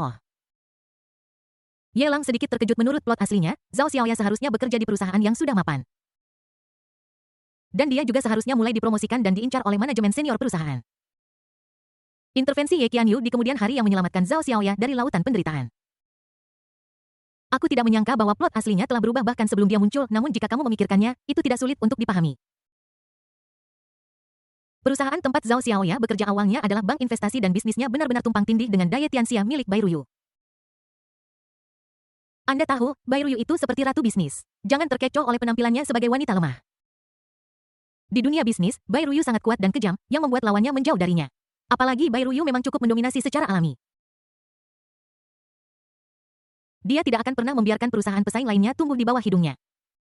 Bank investasi tempat Zhao Xiaoya bekerja jelas bukan tandingan Bai Ruyu, dan mengingat latar belakang keluarga Zhao Xiaoya saat ini, tidak mungkin bagi dia tidak akan. Bank investasi tempat Zhao Xiaoya bekerja jelas bukan dengan ide bergabung jika kamu tidak bisa mengalahkan mereka. Keinginan untuk bergabung dengan perusahaan Bai Ruyu tidak terduga sekaligus masuk akal. Karena kita berada di perusahaan Bai Ruyu, banyak hal akan menjadi mudah. Ye Lang bergumam pada dirinya sendiri. Ada serangkaian lengkap rencana terperinci yang secara bertahap terbentuk di benak saya. Dia melihat keluar jendela ke pemandangan jalan yang surut, matanya menjadi lebih tenang. Dan perlahan menginstruksikan, situasi di Bintang Biru sekarang jelas, dan bidang Ki dan darah dapat secara bertahap dibuka. Orang-orang kuat dari alam Ki dan darah dapat ditempatkan sementara di dekat Istana Roh Es. Di satu sisi, mereka bisa menjadi akrab dengan situasi di Bintang Biru, dan di sisi lain, mereka bisa mencegah Sekte Pedang Ilahi merebut tahta agar tidak terjadi lagi. Adapun Chu Yuan, Anda bisa membiarkannya datang untuk beradaptasi dengan Bintang Biru dan memperlakukannya sebagai perjalanan 3 kali lipat, membiarkannya berkeliaran di kota Tianhai sesuka hati. Meminta Chu Yuan untuk datang adalah pikiran pertama Ye Lang setelah mendapatkan ramuan itu. Menurut sifat sistemnya. Bahkan jika dia meminum eliksir tingkat bumi atau tingkat surgawi untuk meningkatkan kekuatannya, tidak mungkin baginya untuk melakukan 9 transformasi naga surgawi untuk menggandakan kekuatannya. Tetapi jika Chu Yuan mengambilnya, sebagai master terikat, dia tidak hanya akan mendapatkan peningkatan 15 kali lipat, dia bahkan bisa menggunakan seni 9 putaran naga surgawi untuk menggandakannya. Dengan kekuatannya yang luar biasa. Di bawah pengaruh 9 transformasi naga langit, dia sudah mampu bersaing dengan makhluk setingkat dewa iblis. Jika Chu Yuan dapat dipromosikan ke alam tingkat bumi atau bahkan alam tingkat surga, kekuatan tuannya akan mengalami pertumbuhan yang eksplosif. Bahkan musuh kuat di luar Bintang Biru sekarang memiliki kepercayaan diri untuk menghadapi mereka. Lebih dari 1 jam kemudian, Maibah berhenti di luar sebuah kafe. Ye Lang berjalan ke kafe dan sekilas melihat sosok cantik duduk di dekat jendela. Dia mengenakan jaket baseball biru muda dengan sosok ramping dan kemeja polo putih di bagian dalamnya. Mengenakan topi baseball hitam dengan satu tangan menopang pipinya, dia melihat keluar jendela, dan dengan tangan lainnya memegang sendok. Dia perlahan mengaduk kopi Blue Mountain di atas meja. Tidak ada gula di dalam kopi itu, hanya untuk mendinginkan kopi itu. Gadis yang seperti itu terlihat muda dan lincah. Ye Lang memandangi sosok Zhao Xiaoya dengan senyum selembut angin musim semi di wajahnya. Dia berjalan lurus dan duduk di hadapannya. Zhao Xiaoya merasakan seseorang datang dan tanpa sadar mengalihkan pandangannya dari jendela dan menatap Ye Lang di depannya, dengan sedikit kebingungan di wajahnya yang cantik. Ye Lang mengaktifkan skill afinitasnya, dan senyum di wajahnya menjadi lebih hangat. Apakah Anda keberatan jika saya duduk di sini sebentar? Saya ingin melihat pemandangan di luar jendela. Zhao Xiaoya berbalik dan melirik deretan kursi di dekat jendela, tetapi tidak ada pelanggan yang duduk di sana. Dia tahu betul bahwa pria tampan di depannya jelas-jelas berusaha memulai percakapan dengannya dengan sengaja. Namun, dia tidak menolak, dia hanya menggelengkan kepalanya perlahan, mengambil cangkir kopi, menyesapnya, lalu mengerutkan kening dan melihat keluar jendela pada pemandangan malam yang sunyi. Dia tampak kesepian, dan hanya menunjukkan profil cantiknya kepada Ye Lang, tanpa niat untuk memperhatikannya. Alisnya selalu berkerut, dan bahkan orang luar pun bisa tahu bahwa dia menyembunyikan sesuatu di dalam hatinya, belum lagi Ye Lang yang sudah tahu cerita sebenarnya. Jika kamu merasa pahit, menambahkan sedikit gula ke kopi mungkin membuatmu merasa lebih baik. Tetapi menekan kepahitan dengan kepahitan hanya membuat keadaan menjadi lebih buruk, bukan? Ye Lang berbicara pada saat yang tepat, matanya tertuju pada gula putih di sebelah kopi. Dia tidak membantu, agak terlalu intim baginya untuk menambahkan gula tepat setelah mereka bertemu, yang akan dengan mudah membuat Zhao Xiaoya merasa jijik. Tidak apa-apa seperti ini, setidaknya ini bisa membuatku tetap dalam keadaan tegang. Zhao Xiaoya menggelengkan kepalanya perlahan dan tidak mengikuti saran Yelang. Dia khawatir, tetapi dia harus khawatir. Daya Tianxia dianggap sebagai salah satu perusahaan investasi terkemuka di seluruh kota Tianyu, dan bahkan di seluruh Kabupaten Jiangnan. Selain itu, banyak bank investasi di Kabupaten Jiangnan baru-baru ini mulai ditekan dan dipaksa untuk memberhentikan karyawan. Saya tidak tahu berapa banyak kolega yang mulai beralih pekerjaan ke Daya Tianxia. Ketika dia menyerahkan resumenya, dia mendengar dari penanggung jawab bahwa hampir 100 resume telah diserahkan. Meskipun begitu, setelah penyaringan awal, mereka yang tersisa adalah para elit di industri ini dan bahkan talenta kelas atas dari seluruh Longguo. Meskipun dia agak percaya diri dengan kemampuannya, dia masih di perusahaan yang sama seperti sebelumnya. Ketika harus bersaing dengan talenta elit dari seluruh negeri, saya merasa gugup tak terlukiskan dan sedikit kurang percaya diri. Bab 1163 Zhao Xiaoya, aku tidak akan membelinya. Jika kamu punya masalah, tolong beritahu aku dan aku akan memberimu beberapa saran. Meskipun aku mungkin tidak bisa membantumu, setidaknya aku akan melakukan yang terbaik untuk membantumu. Yelang meletakkan lengannya di atas meja, menyilangkan jari-jarinya. Sedikit di atas sudut mulutnya, dan melihat ke arah Zhao Xiaoya dengan antisipasi. Saat ini, Xiao Yu di kedai kopi. Mengenakan gaun ibu tiri hitam yang bergoyang, meletakkan secangkir kopi di depan Yelang, dan kemudian berkata dengan hormat, Tuan Ye, kopi Anda. Yelang mengangguk pada Xiao Yu. Dan kemudian memintanya untuk pergi. Kamu bisa pergi dan melakukan urusanmu sendiri dulu. Oke, jika Tuan Muda Ye memiliki hal lain untuk dikatakan, jangan ragu untuk memberitahu saya. Xiao Yu membungkuk dengan hormat, lalu menegakkan tubuh, memutar pinggangnya yang ramping, dan pergi dengan cara yang menawan. Ketika Zhao Xiaoya melihat adegan ini, dia tidak bisa menahan diri untuk merasa terkejut. Pria di depanku ini bahkan mengenal pemilik wanita dari kedai kopi berantai ini. Itu tidak benar. Seharusnya dikatakan bahwa pemilik wanita kedai kopi itu bertingkah seperti bawahan di depan Yelang, sangat hormat. Ini bukanlah reaksi yang akan dia tunjukkan ketika menghadapi pelanggan biasa. Dia sering datang ke kedai kopi jaringan ini dan tahu betapa hebatnya keterampilan bos wanita itu. Hanya dalam waktu kurang dari beberapa bulan, konon lebih dari 100 kedai kopi jaringan telah bermunculan di seluruh Kabupaten Jiangnan. Dan metode pemasarannya unik. Kedai kopi yang awalnya sepi menjadi ramai dengan adegan ini, dia tidak bisa menahan diri untuk merasa terkejut. Pria di depanku ini bahkan mengenal pemilik wanita dari jaringan kedai kopi ini. Tidak, itu tidak benar. Seharusnya dikatakan bahwa pemilik wanita kedai kopi itu bertingkah seperti bawahan di depan Yelang, bersikap sangat hormat. Ini bukanlah reaksi yang akan dia tunjukkan ketika menghadapi pelanggan biasa. Dia sering datang ke jaringan kedai kopi ini dan tahu betapa hebatnya keterampilan bos wanita itu. Hanya dalam waktu kurang dari beberapa bulan, konon lebih dari 100 jaringan kedai kopi telah bermunculan di seluruh Kabupaten Jiangnan. Dan metode pemasarannya unik. Kedai kopi yang awalnya sepi menjadi ramai dengan pelanggan di bawah manajemen bos wanita ini. Bahkan pada saat ini, ada pelanggan yang duduk berkelompok 3 atau 4 orang di toko.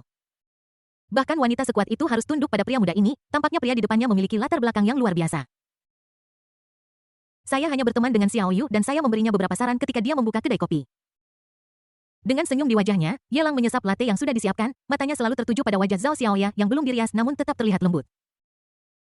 Apakah kamu memberitahu bos wanita tentang taktik pemasaran kedai kopi? Zhao Xiaoya menjadi penasaran dan bertanya tanpa sadar. Yelang mengangguk perlahan.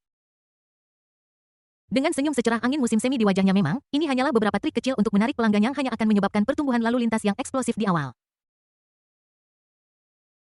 Seiring waktu berlalu, semakin banyak orang akan menirunya, yang pasti akan mengurangi arus orang. Namun demikian, kami belum pernah mendengar ada jaringan kedai kopi ini yang tutup sejak dibuka, dan jumlah tokonya masih meningkat pesat. Tidak hanya kota Tianyu, tetapi juga seluruh Kabupaten Jiangnan dan bahkan daerah sekitarnya telah mulai kegemaran kopi ini. Ada kekaguman di mata Zhao Xiaoya, dan dia mengagumi metode Yelang dari lubuk hatinya. Mampu memperluas kedai kopi ke skala seperti itu membutuhkan sedikit keterampilan. Kamu adalah bos sebenarnya di balik kedai kopi ini, kan? Zhao Xiaoya menatap mata Yelang dan berbicara dengan pasti. Yelang menundukkan matanya dan mengaduk kopi dengan sendok. Setelah sekian lama, dia menggelengkan kepalanya dan berkata, tidak. Xiao Yu mengelola semua kedai kopi. Saya hanya bertanggung jawab untuk memberikan saran dan saya tidak berpartisipasi dalam hal-hal lain. Bos wanita tadi, apakah dia pacarmu? Zhao Xiaoya langsung ke intinya, tetapi mengubah sedikit kata-katanya. Sekilas, dia bisa tahu bahwa Xiao Yu dan Yelang memiliki hubungan yang berbeda selain itu. Yelang sebenarnya tidak memiliki saham sama sekali, jelas ada sesuatu yang mencurigakan. Yelang tidak menyembunyikannya, letakkan sendoknya. Mengangguk dan berkata, kamu benar, seharusnya ada lebih dari satu untuk pria kaya dan tampan sepertimu. Bahkan jika kamu tidak mengambil inisiatif, akan ada banyak gadis yang mengejarmu. Hal semacam ini seperti jurang yang tak berdasar. Selama kamu menyetujui satu, akan ada yang kedua. Zhao Xiaoya melepas topi hitamnya, merapikan rambut di dahinya, dan memasang kembali topinya. Dia menatap Yelang sambil tersenyum dan berkata dengan tenang, tapi, maaf, aku tidak sesederhana yang kamu pikirkan. Jika kamu punya ide ini, kamu harus mencari orang lain. Sejujurnya, ketika dia melihat Yelang untuk pertama kalinya, dia secara tidak dapat dijelaskan merasakan keakraban di hatinya. Meskipun dia tampaknya sengaja mencoba memulai percakapan denganku, aku tidak menolak. Jika hal-hal itu tidak terjadi padanya sebelumnya. Dia mungkin benar-benar jatuh ke dalam perangkap Yelang. Adapun sekarang, dia tidak berniat mencari pasangan. Dia bahkan tidak akan memperhatikan upaya Yelang untuk mendekati. Bisakah kamu memberitahuku mengapa? Yelang mengerutkan kening dan menanyakan pertanyaan itu berpura-pura bingung meskipun dia tahu jawabannya. Zhao Xiaoya tidak kesal, dia hanya tersenyum dengan tenang dan berkata. Karena aku sudah menikah, meskipun aku terlihat muda, putraku mungkin tidak jauh lebih muda darimu.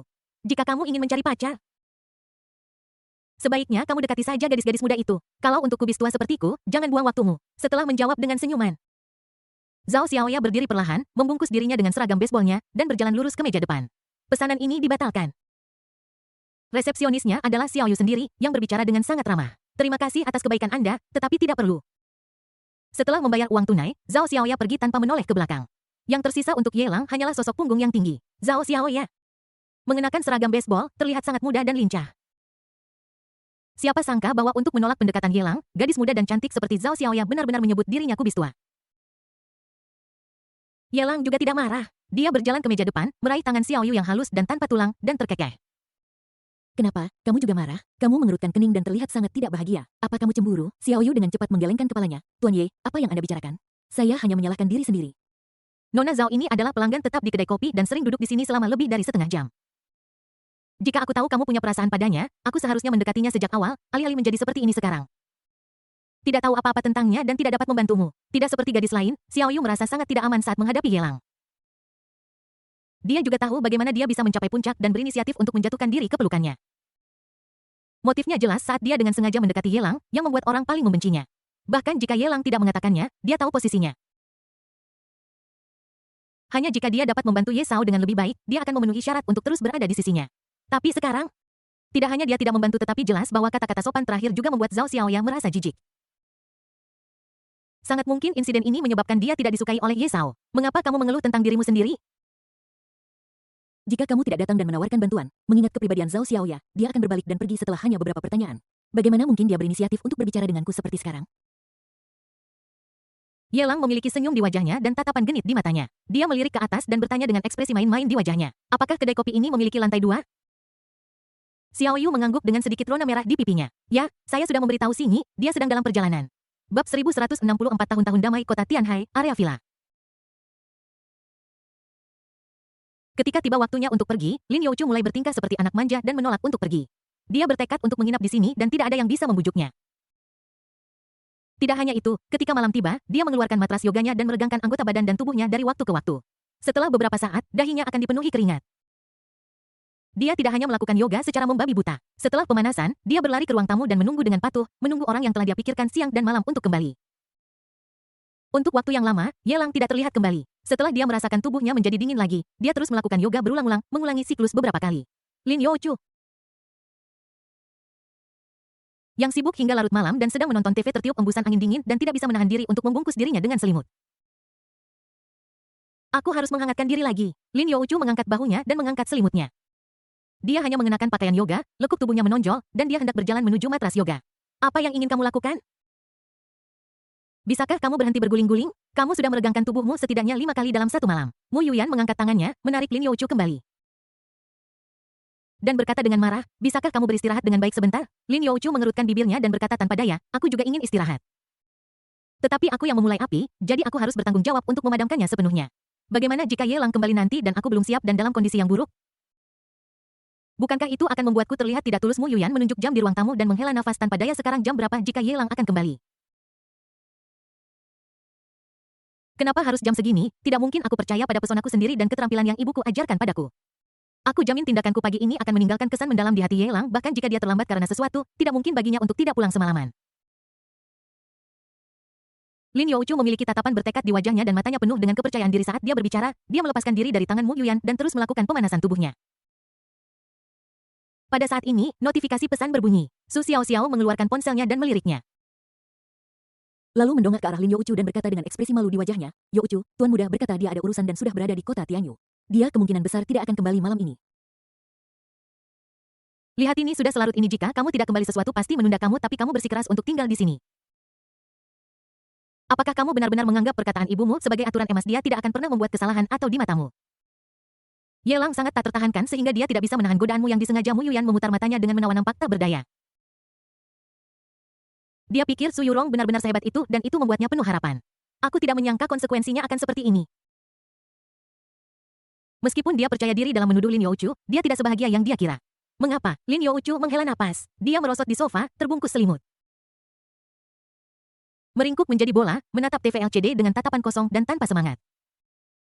Kamu tidak perlu terlalu sedih. Mungkin karena Ye Lang baru saja kembali dan dia benar-benar terlalu sibuk untuk menangani banyak hal.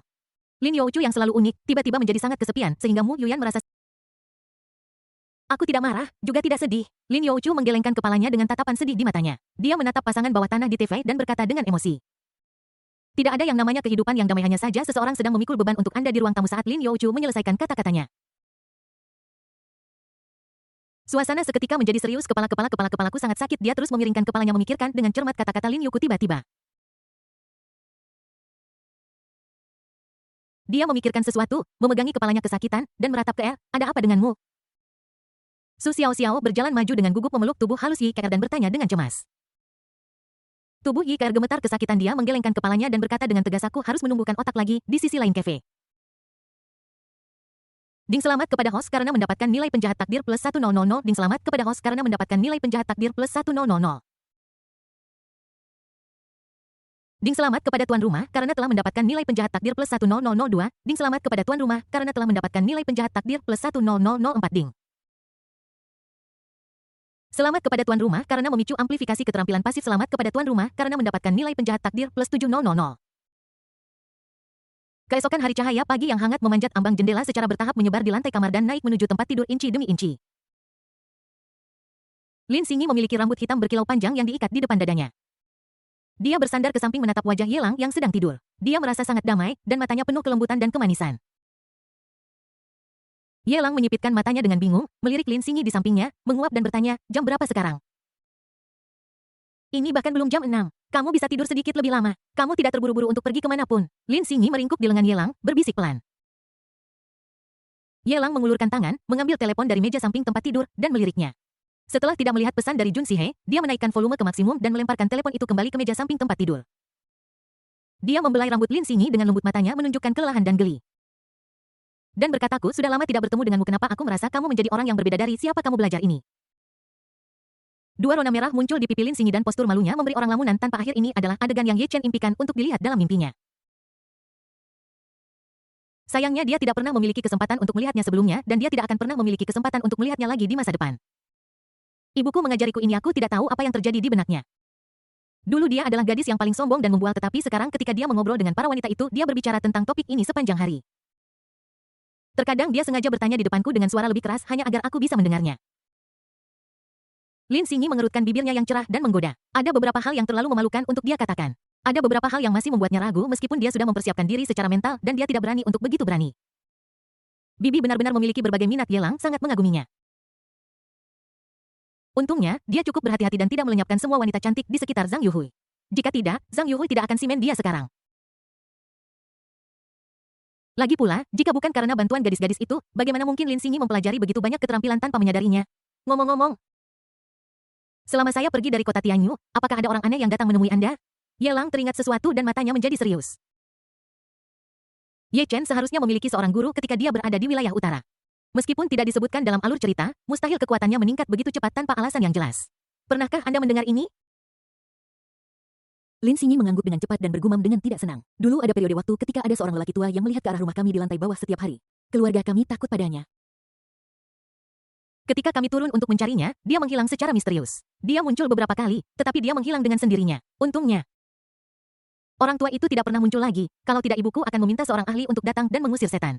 Bab 1165 Zhao Xiaoya dalam bahaya. Sial, ternyata benar-benar ada orang tua seperti itu, bahkan Ye Lang pun tidak bisa menahan diri untuk bersumpah ketika mendengar ini. Dia hanya mencurigai kemungkinan ini, tetapi dia tidak menyangka bahwa Ye Chen benar-benar memiliki guru seperti itu, dan bahkan menemukannya di rumah Lin Xingyi. Kau tahu, ada orang-orang kuat dari klan Nangong kuno yang menjaga daerah dekat kediaman Lin Xingyi. Dia bisa muncul tanpa diketahui dalam situasi seperti itu dan menyembunyikannya dari orang-orang kuat dari klan Nangong kuno. Kekuatan orang tua ini sudah berada di tingkat semi-dewa atau bahkan lebih tinggi bintang biru buton, di mana ada begitu banyak demigod dan dewa. Tidak ada satupun dari mereka yang mudah dihadapi. Mungkinkah Ye Chen akan terlibat dalam serangkaian tindak lanjut? Ye Lang mengerutkan kening, bergumam pada dirinya sendiri. Dalam plot asli Ye Chen, tidak ada kemunculan sang master. Bagaimana mungkin orang yang kuat di tingkat ini tiba-tiba muncul saat ini? Mungkinkah ini berhubungan dengan Ye Chen? Apakah aku menyebabkan masalah bagimu? Lin Xingyi sudah tahu wajah buruk Ye Chen bahkan sebelum tulang-tulangnya hancur menjadi abu. Terlebih lagi, setelah mengikuti Ye Lang ke pernikahan, kerabatnya yang sombong menjadi semakin bersemangat untuk membantunya. Dia sama sekali tidak punya musuh lain. Satu-satunya orang yang mungkin membencinya pasti seseorang yang berhubungan dengan Ye Chen. Dia khawatir Ye Lang akan mendapat masalah lagi karena dirinya. Adegan saat dihalangi oleh Ye Chen terakhir kali masih jelas dalam benak Lin Xingyi. Rasa jijik terhadap Ye Chen tidak pernah hilang dari hatinya. Tidak juga, orang seperti itu tidak mungkin menentangmu. Ye Lang menggelengkan kepalanya. Dia tidak tahu dari mana orang tua ini berasal. Mungkin dia dari bintang biru, atau dia mungkin terlibat dengan dimensi lain. Kalau tidak, dia tidak akan dengan sengaja menyembunyikan identitasnya dan tetap bersembunyi sampai muridnya menjadi abu, dan dia tidak pernah muncul. Dalam keadaan saat ini, mendesak untuk meningkatkan kekuatan Cuyuan. Jika Anda ingin menstabilkan, Anda hanya dapat memastikan keamanan dengan meningkatkan kekuatan Anda sendiri ke tingkat tertentu. Untuk setengah jam berikutnya, Ye Lang tinggal di kamar tidur di lantai 2 kedai kopi, mengobrol dengan Lin Xingyi dan minum teh pagi dengan Xiao Yu. Tak lama kemudian, ketika telepon seluler berdering, Ye Lang bangkit dan pergi ke kota Tianyu, sebuah perkampungan kumuh di depan sebuah rumah reot. Sekelompok anak jalanan pemalas melotot pada wanita yang sedang menyiram air ke pintu dan dengan marah mengutuk wanita tua, "Apakah kamu buta? Kamu menyiram air ke orang-orang. Apakah kamu mencari kematian? Apakah kamu tidak ingin hidup? Benda tua!" Seorang berandalan jalanan mengangkat tangannya dan mendorong wanita itu. Wanita itu dalam kondisi kesehatan yang buruk. Dia baru berusia 50-an, dan dia disiksa oleh kehidupan, mengenakan pakaian kasar, dan tampak seperti berusia awal 70-an. Dia terhuyung-huyung tidak mampu menahan dorongan dan desakan dan dia terhuyung dan jatuh ke tanah. Ibu Zhao Xiaoyang mendengar suara bising di kamar. Berlari keluar dengan cepat melihat ibunya didorong ke tanah. Dia segera menatap para berandalan di hadapannya dengan marah. "Apa yang kalian lakukan? Kalian menindas ibuku di usia setua ini. Apakah kalian punya moral publik?" Wawaku tidak menyangka wanita tua ini bisa melahirkan putri secantik ini. Ceka, sungguh mengejutkan bahwa ada wanita secantik ini di tempat terpencil seperti ini.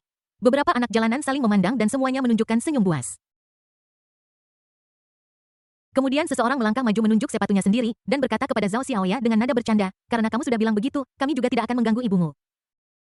Ibumu yang menyiramkan air ke sepatu kami. Kamu datang dan bersihkan untuk kami. Masalah ini selesai di sini." Zhao Xiaoya mengenakan kemeja putih dengan tepi berkerut dan rok pinggul hitam yang ketat membungkus pantatnya yang bulat, menunjukkan lekuk tubuhnya yang anggun dan sosoknya yang menonjol. Dia menggertakkan giginya, tahu bahwa pakaiannya lah yang menyebabkan masalah. Jika dia tidak perlu berpakaian formal hari ini untuk wawancara kerja di Daya Tianxia, dia tidak akan berpakaian begitu menarik perhatian. Dia menggigit bibirnya dan melihat berandalan jalanan itu dengan sengaja menggosokkan kakinya pada noda air. Bagaimana mungkin dia tidak tahu bahwa orang-orang ini mengambil kesempatan untuk mempermalukannya? "Aku akan menghapusnya untukmu, aku akan membantumu membersihkannya. Maafkan aku, ini semua salahku." Wanita tua itu dengan cepat berdiri mengambil handuk bersih dari rak pakaian di dekatnya dan pergi untuk membantu anak jalanan itu mengilap sepatunya. "Brengsek kau!" Penjahat jalanan itu menendang wanita itu hingga terjatuh ke tanah dan meludahinya dengan jijik di wajahnya. "Sudah tua, apa aku menyuruhmu pindah? Kenapa kamu masih memoles sepatuku? Aku takut kamu akan mengotori sepatuku, Bu." Zhao Xiaoya berteriak panik dan bergegas maju untuk menopang ibunya. "Ibu tidak apa-apa, ibu tidak apa-apa." Wanita itu menggelengkan kepalanya kesakitan. Wajahnya penuh dengan kekecewaan. "Apa yang terjadi? Perawatan lanjutan suami saya telah menghabiskan seluruh tabungan keluarga. Dan putri saya kehilangan pekerjaannya selama periode ini. Sekarang, bahkan ketika saya menuangkan air, saya bisa bertemu dengan para berandal ini. Dosa apa yang telah dia lakukan hingga pantas mendapatkan begitu banyak penderitaan dan rasa sakit? Sebaiknya kamu..." Anak jalanan itu dengan cepat melangkah maju dan mengulurkan tangan untuk meraih lengan Zhao Xiaoya. Tepat ketika hendak menyentuh, sebuah tangan yang kokoh dan kuat meraih pergelangan tangan anak jalanan itu. "Siapa kau, sialan?" Anak jalanan itu memandang Junsi yang tiba-tiba muncul dengan wajah marah dan mengutuknya. Mata Junsi dingin. Dan dia meninju wajah Jie Liuzi. "Aku ayahmu, Bang," dengan bunyi gedebuk yang teredam. Berandalan jalanan itu terhuyung mundur, jatuh ke tanah dengan mata yang langsung dipenuhi darah.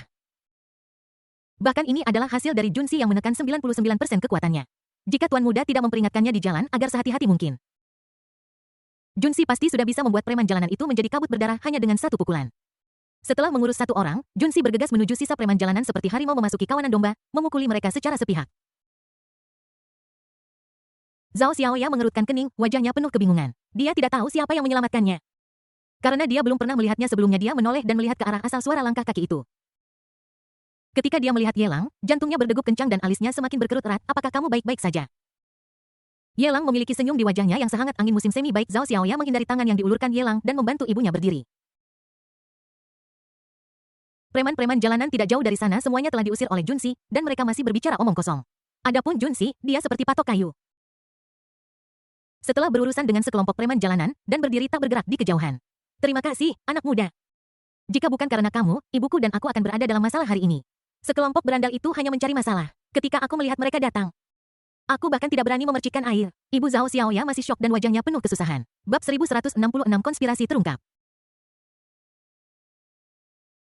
Sama-sama bibi ini hanya bantuan kecil. Ye Lang berkata sambil tersenyum. Mengapa kamu ada di sini? Zhao Xiaoya mengerutkan kening mata indahnya penuh kewaspadaan. Ye Lang terkekeh dan menunjuk ke Maibah tidak jauh dari sana lalu berbalik menatap Zhao Xiaoya dan berkata dengan tenang, kebetulan sekali aku sedang luang hari ini. Jadi saya datang ke sini khusus untuk mengantarmu ke wawancara di Daya Tianxia. Tidak perlu, saya bisa naik bus sendiri, kamu bisa kembali. Zhao Xiaoya memasang wajah dingin, berbalik, dan membantu ibunya masuk ke rumah. Ibu Zhao Xiaoya mengerutkan kening dan langsung marah. Dia berkata kepada putrinya dengan marah.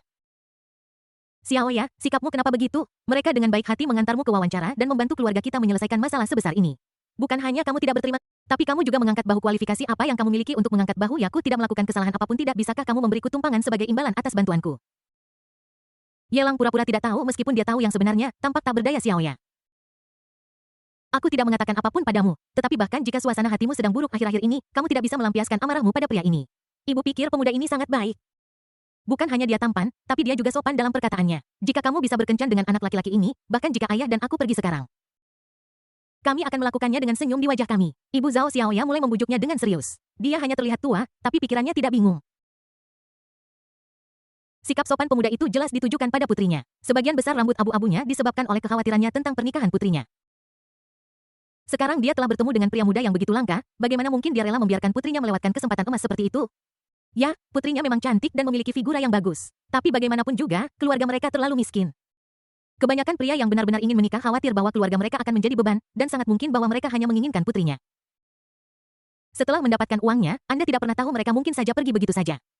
Tetapi pemuda di depannya ini berbeda. Tidak hanya dia mengendarai mobil yang bagus, dia juga memiliki pengawal dan seorang sopir. Dengan latar belakang keluarga seperti itu, tidak mungkin mereka akan merendahkan putri mereka. Paling buruk, dia hanya akan memiliki lebih sedikit kontak dengan putrinya di masa depan untuk mencegah putrinya dipandang rendah oleh keluarga suaminya. Bu, tolong berhenti bicara. Masalahnya tidak sesederhana yang ibu pikirkan. Zhao Xiaoya memasang wajah pahit. Dia tidak bisa marah di depan ibunya, jadi dia hanya bisa memohon dengan getil. Kenapa bukan seperti yang kupikirkan? Apa yang sedang kau pikirkan? Ibu Zhao Xiaoya marah mengerutkan dahi dengan kerutan menutupi dahinya lapis demi lapis. Zhao Xiaoya menghela napas dalam-dalam. Dadanya naik turun dengan keras. Dia menunjuk ke arah Ye Lang dan berkata dengan marah, aku baru bertemu dengannya untuk pertama kali dan kami bahkan tidak tahu nama satu sama lain. Alhasil keesokan harinya aku bertemu dengan gangster semacam ini yang mencari masalah pagi-pagi sekali. Mengapa ini tidak pernah terjadi sebelumnya? Tapi terjadi sehari setelah aku bertemu dengannya juga tepat ketika para gangster datang membuat masalah. Dia datang dengan pengawal pribadinya. Bagaimana bisa kebetulan seperti itu terjadi di dunia ini? Selain itu, aku tidak pernah memberitahu siapapun bahwa aku akan pergi ke Daya Tianxia untuk wawancara, jadi bagaimana dia tahu? Jika tidak ada motif tersembunyi, bagaimana bisa ada begitu banyak kebetulan? Pertama kali dia melihat Ye Lang, dia menyadari ada sesuatu yang salah. Tetapi karena ibunya berada di sisinya, dia menyimpannya untuk dirinya sendiri. Tetapi sekarang, jika aku tidak mengatakannya, setelah Ye Lang pergi, aku tidak akan bisa menjelaskan apapun dengan jelas, dan itu mungkin juga menyebabkan ibuku jijik. Baru saat itulah dia akan mengungkap konspirasi tercela Ye Lang di depannya. Maksudmu, akulah yang menyewa semua berandalan itu barusan? Ketika Ye Lang mendengar ini, dia tidak marah, tetapi hanya menatap Zhao Xiaoya dengan tenang. Entah kamu menemukannya atau tidak, kamu tahu sendiri. Zhao Xiaoya berwajah masam dan masih tidak terlihat senang. Jangankan rasa terima kasih, Zhao Xiaoya merasa sangat jijik dengan perilaku ini hingga ingin muntah. Situasi ini telah terjadi lebih dari sekali. Namun, mereka yang mencari masalah menargetkannya di awal lama kemudian tidak ada yang tahu siapa yang diam-diam mengiriminya catatan untuk memberitahunya kebenaran. Ini mencegahnya jatuh ke dalam perangkap. Kamu pasti salah paham, aku bisa menjelaskannya padamu. Ye Lang membuka mulutnya mencoba menjelaskan. Tapi dia menghentikan kata-kata pembelaannya dengan sengaja benar saja sebelum dia bisa melanjutkan berbicara. Zhao Xiaoya dengan dingin memerintahkannya untuk pergi. Maaf, aku tidak ingin mendengar penjelasanmu, dan aku tidak ingin melihatmu lagi. Silakan pergi dari sini, Tuan. Yu Junsi bergegas mendekat dan hendak berbicara lagi. Ye Lang mengangkat tangannya untuk menghentikan Junsi. Dia menutup matanya, mengangkat dagunya sedikit, dan memalingkan wajahnya ke arah cahaya, bermandikan cahaya pagi. Setelah sekian lama, dia membuka matanya, hanya menatap Zhao Xiaoya dengan tenang, mengangguk, dan berkata, aku pergi. Aku tidak akan mengganggumu untuk saat ini. Setelah mengatakan itu, dia membawa Junsi pergi dan Maibah perlahan melaju pergi. Ibu Zhao Xiaoya melihat bagian belakang mobil dan bertanya dengan tidak percaya, mungkinkah ada kesalahpahaman di sini? Aku tidak berpikir orang ini adalah orang jahat, jadi bagaimana dia bisa melakukan hal yang tercela seperti itu? Kamu bisa tahu wajah seseorang tetapi tidak hatinya. Zhao Xiaoya menarik pandangannya dan tidak terlalu memikirkannya. Sungguh kebetulan bahwa dia harus berpikir seperti ini. Di kursi belakang Maibah, Ye Lang melihat keluar jendela ke pemandangan jalanan yang terus-menerus surut. Ekspresinya tenang. Dan tidak mungkin untuk mengatakan apakah dia bahagia atau marah. Tuan Zhao Xiaoya sangat waspada. Junsi sedang mengemudi dan terinspirasi. Jika bukan karena kewaspadaan ini, dia pasti masih lajang sampai sekarang. Ada banyak orang mengejarnya, Ye Lang tersenyum. Tapi aku benar-benar tidak mengerti, karena Zhao Xiaoya adalah ibu tiri Ye Qianyu, mengapa keluarganya begitu miskin dan mengapa dia dibuli? Menurut kemampuan Ye Qianyu. Bahkan jika tidak nyaman baginya untuk muncul, dia hanya perlu beroperasi di balik layar sedikit saja, dan seharusnya tidak menjadi masalah besar untuk berurusan dengan ikan dan udang busuk ini. Junsi tidak mengerti, lagi pula Ye Qianyu berada di tingkat bumi, terlepas dari duniawi.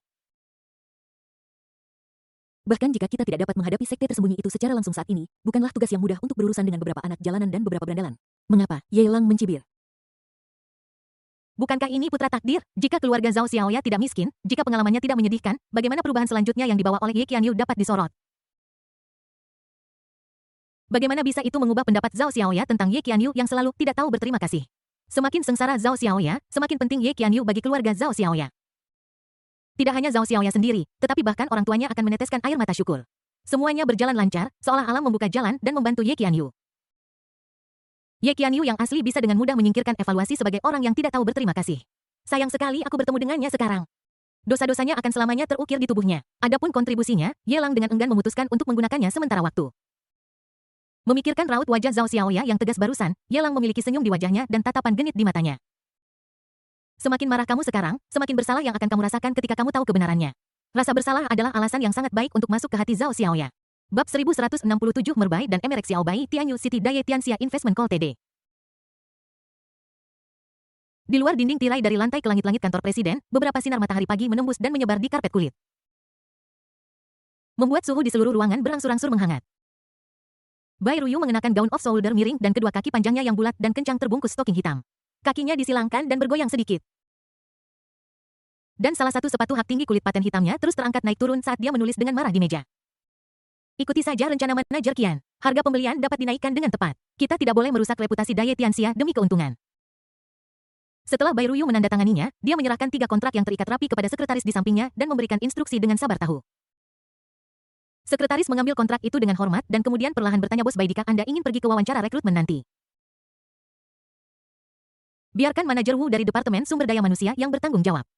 Gaji karyawan baru akan dikaitkan dengan posisi mereka dan mereka akan ditugaskan ke posisi akar rumput untuk mendapatkan lebih banyak pengalaman. Bai Ruyu melambaikan tangannya. Dia sangat sibuk dengan bisnisnya sehingga dia tidak punya waktu untuk mengurus perekrutan karyawan. Mereka akan diatur untuk pergi ke tingkat akar rumput selama beberapa bulan pelatihan terlebih dahulu dan mereka yang dapat bertahan akan dipertimbangkan nanti. Saat ini Daya terkenal di seluruh dunia dan mereka yang datang melamar pekerjaan semuanya adalah elit di industri ini dan masing-masing dari mereka memiliki standar yang tinggi. Sangat sulit untuk memahami orang seperti ini. Dia lebih menyukai orang dengan kemampuan eksekusi yang kuat daripada kemampuan yang luar biasa. Adapun aspek bisnisnya, Anda bisa belajar perlahan, dan dia tidak keberatan membagikan sebagian dari pengalamannya sendiri.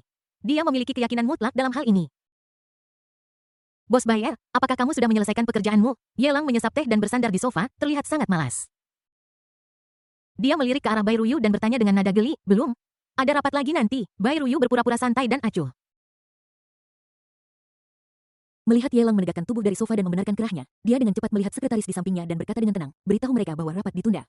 Kamu boleh pergi dulu. Oke, sekretaris itu pergi dengan hormat, dan saat keluar dari kantor, dia melirik ke arah Ye Lang dari waktu ke waktu, matanya penuh kejutan.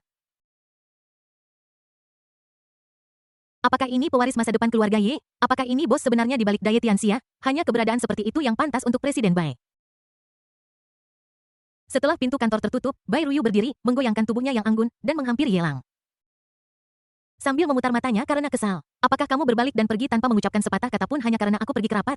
Ini perusahaanmu, aku hanya karyawan yang kamu atur. Aku bekerja dengan rajin untuk perusahaanmu dan melakukan semuanya sendiri. Tidak apa-apa jika kamu tidak menghiburku, tetapi mengapa kamu marah padaku? Begitu kamu pergi. Tidak ada kabar untuk sementara waktu dan aku tidak bisa menghubungimu. Aku tidak mengatakan sepatah kata pun dan tidak mengeluh. Sekarang setelah aku sibuk, kamu sangat tidak sabar. Kenapa kamu tidak bisa berada di posisiku dan mempertimbangkannya untukku? Bai Ruyu mengangkat tangannya dan mencubit alisnya yang bengkak dengan jari-jarinya yang lentik. Alisnya mengendur, tetapi dia masih tidak bisa melampiaskan depresi di hatinya. Aku tidak bilang aku akan pergi. Aku hanya merasa postur tubuhku tidak terlalu anggun dan khawatir itu akan membuatmu malu, jadi aku meluruskannya. Gerakan kecil itu adalah petunjuk, tetapi dia datang ke sini hanya untuk mencari Bai Ruyu, bagaimana mungkin dia pergi? Yelang menepuk kursi di sebelahnya dan berkata sambil tersenyum, duduklah. Bai Ruyu memiliki wajah dingin, seperti seorang presiden wanita yang dingin, dan dia tidak pernah memperlakukan Yelang dengan baik. Ini adalah waktu yang sangat melelahkan. Bai Ruyu berhenti sejenak, duduk di sebelah Yelang, dan berkata tanpa daya, dulu. Semua perusahaan itu takut pada Daya Tianxia seperti harimau dan banyak hal sangat mudah dioperasikan dan mereka mencapai 2 kali lipat hasil dengan setengah usaha. Tapi aku tidak tahu apa yang terjadi. Baru-baru ini beberapa perusahaan tampak di luar kendali dan selalu berusaha mempersulit kami di Daya Tianxia, beberapa bahkan secara terang-terangan merebut karyawan kami. Jika saya tidak kekurangan staf, saya tidak akan mulai merekrut seagresif ini. Yelang meletakkan tangannya di bahu Bai Ruyu, memeluknya lebih dekat, dan berkata menghibur. Jika kamu punya masalah, beritahu aku keluarga mana yang memiliki keluhan terhadapmu, dan aku akan pergi melihatnya. Bai Ruyu menggerakkan kepalanya. Memilih posisi yang nyaman, dan bersandar di lengan Yelang dengan nyaman, tetapi dia mendengus tanpa ampun, ketika kamu membuka pintumu untuk berbisnis. Anda pasti akan menemui musuh di dunia bisnis. Jika saya datang kepada Anda untuk memecahkan masalah setiap kali saya menghadapinya, lalu mengapa saya perlu mengelola Daya Tianxia? Tidak bisakah saya mencari boneka untuk mengelolanya untuk Anda? Meskipun agak merepotkan, ada banyak kendala dalam pengoperasian dan hasilnya setengah dari upaya dengan upaya 2 kali lipat. Tapi untungnya masih ada ruang untuk pemulihan perusahaan-perusahaan yang menentang Daya Tianxia, hampir semuanya sudah saya tangani. Bahkan ada orang yang sudah berganti pekerjaan sebelumnya dan ingin kembali, tapi sayangnya itu hanyalah angan-angan belaka dari pihak mereka. Di mata Bai Ruyu, sekali pengkhianatan terjadi untuk pertama kalinya, akan ada berkali-kali yang tak terhitung jumlahnya gaji yang dia berikan kepada karyawannya sangat jarang ditemukan. Tidak hanya di kota Tianyu, tetapi bahkan di seluruh negara Panjang. Jika perawatan terbaik dan lingkungan kerja yang paling menguntungkan tidak dapat menahan pengkhianat, maka orang seperti itu tidak pantas untuk tinggal di Daya Tianxia. Yang telah dia bangun dengan susah payah. Terima kasih atas kerja kerasmu. Yelang memeluk Bai Ruyu lebih erat di lengannya. Dia tidak berani mengatakan apapun tentang aspek lain. Tetapi ketika menyangkut dunia bisnis, bahkan dia harus memuji metode Bai Ruyu. Bai Ruyu seperti ratu bisnis peduli seberapa sulit masalah yang dia temui di dunia bisnis. Dia menghadapinya sendirian dan tidak pernah meminta bantuan apapun darinya selama itu bukan masalah di luar pusat perbelanjaan. Bai Ruyu dapat menyelesaikannya dengan sempurna tiba-tiba. Terdengar ketukan renyah di pintu, suara sekretaris terdengar dari luar. Bos Bai kecil ada di sini, Bos Xiao Bai.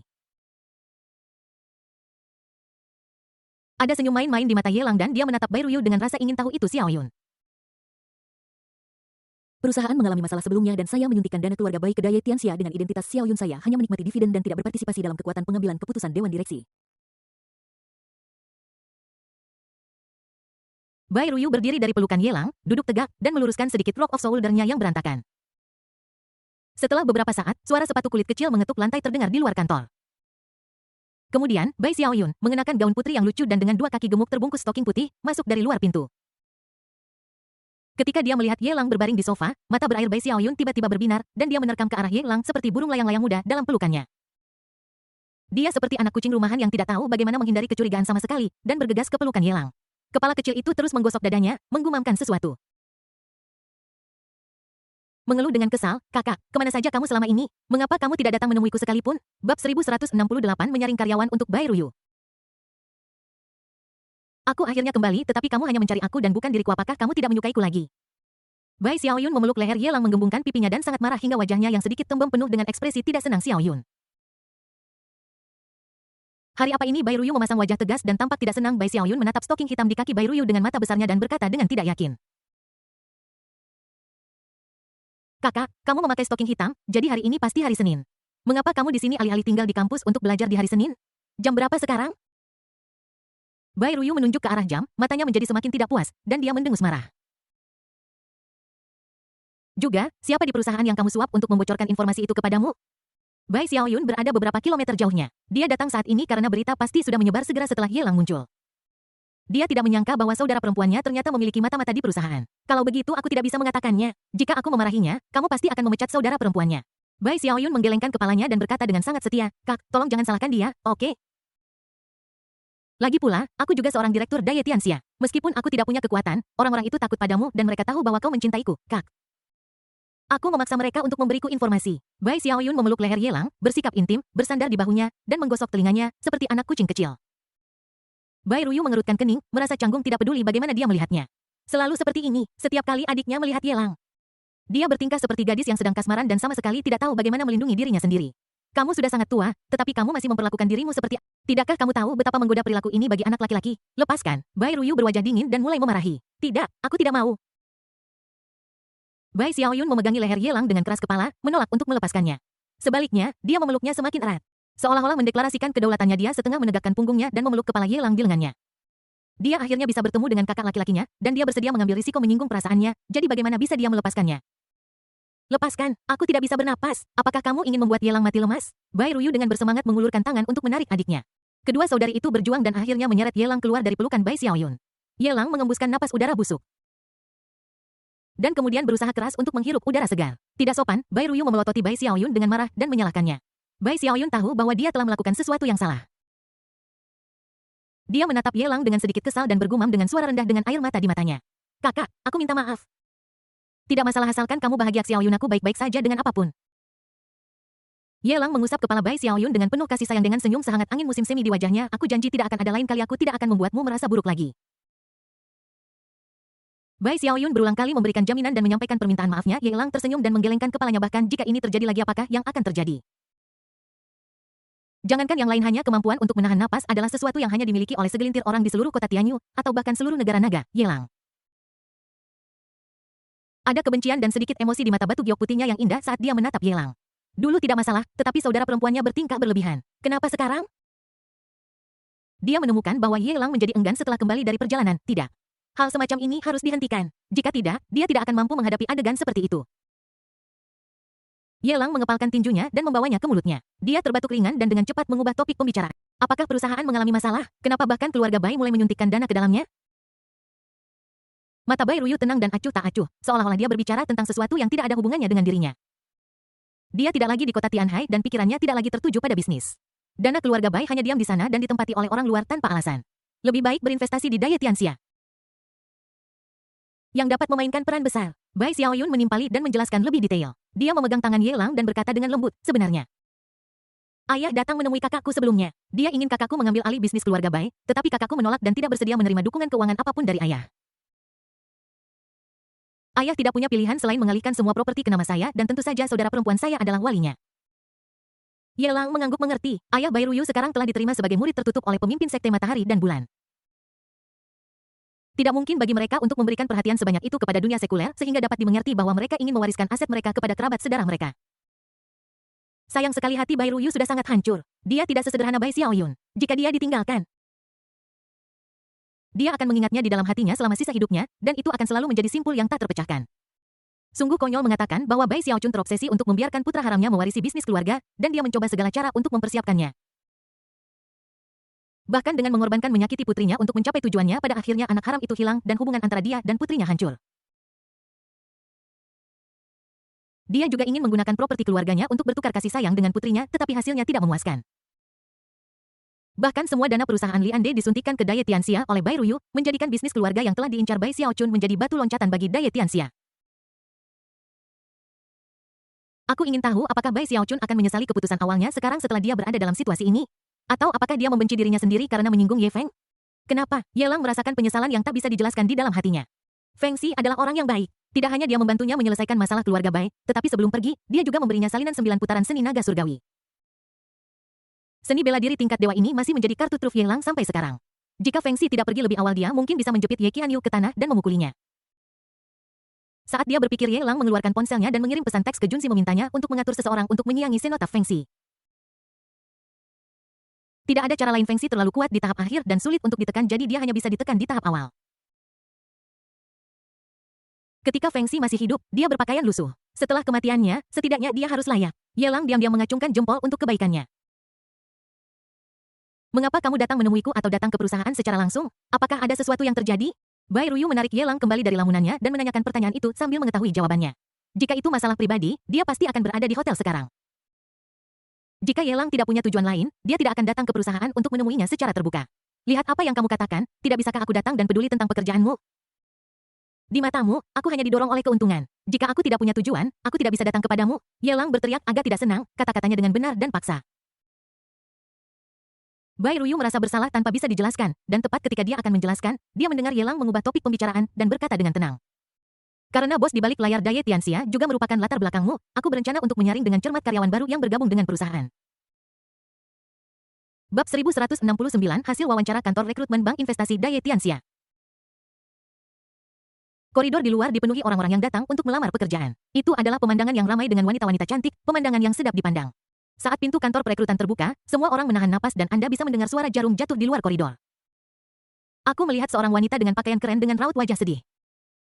Berjalan keluar, dia menutup mata terhadap pertanyaan dari orang luar dan pergi dengan sedih seolah dia telah kehilangan jiwanya.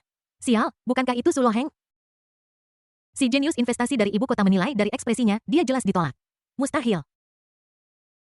Bahkan Su Luoheng tidak layak mendapatkan perhatian Daya Tianxia. Dahulu, Su Luoheng menggunakan harga terendah di ibu kota untuk bersaing mendapatkan lebih dari 30% saham sebuah perusahaan farmasi, dan diam-diam membantu sponsor keuangan yang mengendalikan perusahaan farmasi tersebut dan menjadi pemegang saham terbesar.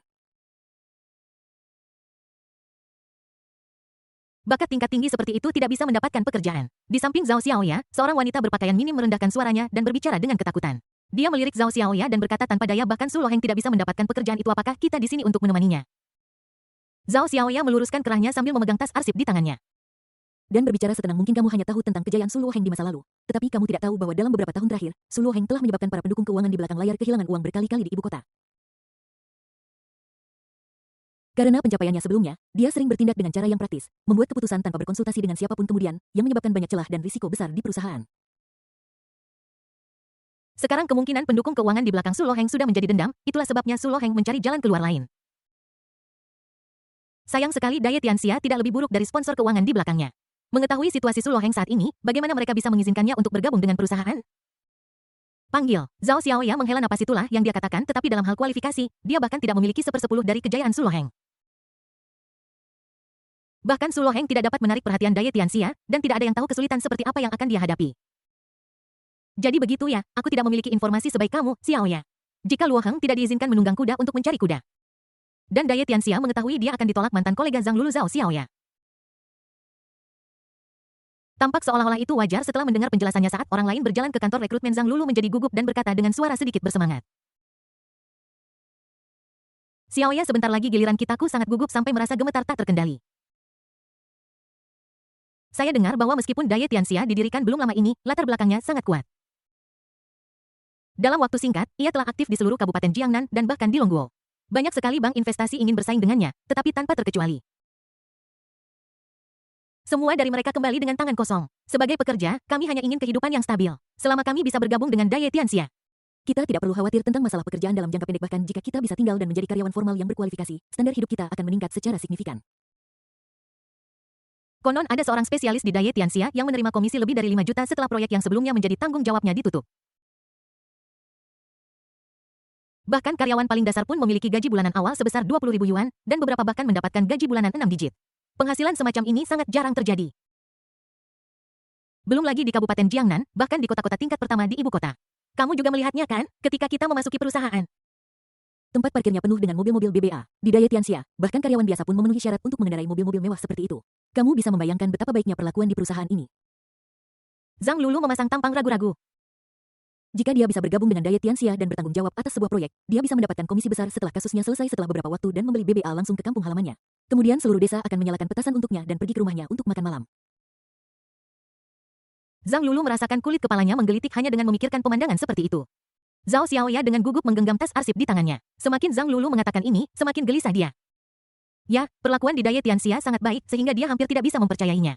Dibandingkan dengan bank investasi tempat dia bekerja sebelumnya, ini sangat berbeda. Setelah secara bertahap saling mengenal, Zhao Xiaoya semakin terkesan dengan sifat luar biasa dari Daya Tianxia. Apakah Zhao Xiaoya benar-benar memenuhi syarat untuk bekerja di perusahaan yang luar biasa dengan manfaat yang begitu besar? Bahkan Su Luoheng pun tersingkir. Ada banyak sekali ahli investasi di koridor, beberapa di antaranya bahkan pernah diwawancarai di TV. Dibandingkan dengan orang-orang ini, dia. Zhao Xiaoya terlalu biasa hingga dia tidak memiliki kepercayaan diri sama sekali. Pintu kantor perekrutan terbuka, dan seorang pelamar lain berjalan keluar dengan linglung. Namun, dibandingkan dengan sebelumnya, karyawan Daya Tianxia yang membuka pintu saat ini tidak pergi, tetapi berjalan keluar secara terbuka, dan menyapu pandangannya dengan acuh tak acuh ke arah para pelamar. Dia berbicara dengan tenang. Nadanya acuh tak acuh. Wawancara rekrutmen telah selesai, penawaran bagi yang lulus wawancara akan dikirimkan ke alamat email mereka sebelum pukul 6 sore ini. Kamu bercanda, aku bahkan belum diwawancara, itu tidak adil, kenapa setidaknya beri kami kesempatan untuk wawancara? Anda memanggil kami ke sini tetapi tidak memberi kami wawancara. Saat itu, terjadi keributan di luar koridor. Banyak pelamar bahkan belum bertemu dengan pewawancara, jadi bagaimana mereka bisa mendapatkan tawaran? Ini jelas-jelas penjaga keamanan yang tidak becus. Anggota staf Daya Tianxia memiliki ekspresi tenang di wajahnya. Dia berteriak dan memerintahkan dengan serius, siapapun yang berani membuat masalah akan dikeluarkan, ya. Beberapa penjaga keamanan yang kekar, yang semuanya adalah petarung terlatih, berdiri di luar pintu kantor dengan punggung tegak. Hanya dengan satu pandangan, pelamar yang berisik menjadi diam. Zhang Lulu penuh dengan kekesalan dan bergumam pelan mengapa ini terjadi. Aku berharap untuk mendapatkan bebas tetapi pada akhirnya aku bahkan tidak bisa bertemu dengan pewawancara. Zhao Xiaoya juga linglung diam menekan kekesalan di hatinya dan berkata tanpa daya Daya Tianxia sudah mempelajari file kita terlebih dahulu. Orang-orang seperti Su Luoheng akan berpartisipasi dalam wawancara terlebih dahulu. Setelah jumlah pelamar yang telah ditentukan sebelumnya, wawancara rekrutmen secara alami akan berakhir lebih awal. Faktanya, apa yang Daya Tianxia lakukan adalah mengakhiri kekhawatiran kita lebih awal. Dia tahu apa yang Daya Tianxia pikirkan dan mengungkapkan pemahamannya. Tetapi jika itu terjadi pada saya merasa sulit untuk menghilangkan depresi di hati saya untuk sementara waktu. Selain itu, Mes, Zhao Xiaoya dan Mes, Zhang Lulu, Presiden kami sangat puas dengan resume Anda. Tidak perlu wawancara atau penawaran. Anda dapat mulai bekerja segera. Ketika Zhao Xiaoya penuh dengan kekhawatiran dan tidak tahu apa yang harus dilakukan selanjutnya, seorang karyawan Daya Tianxia berbicara dengan suara yang sangat keras.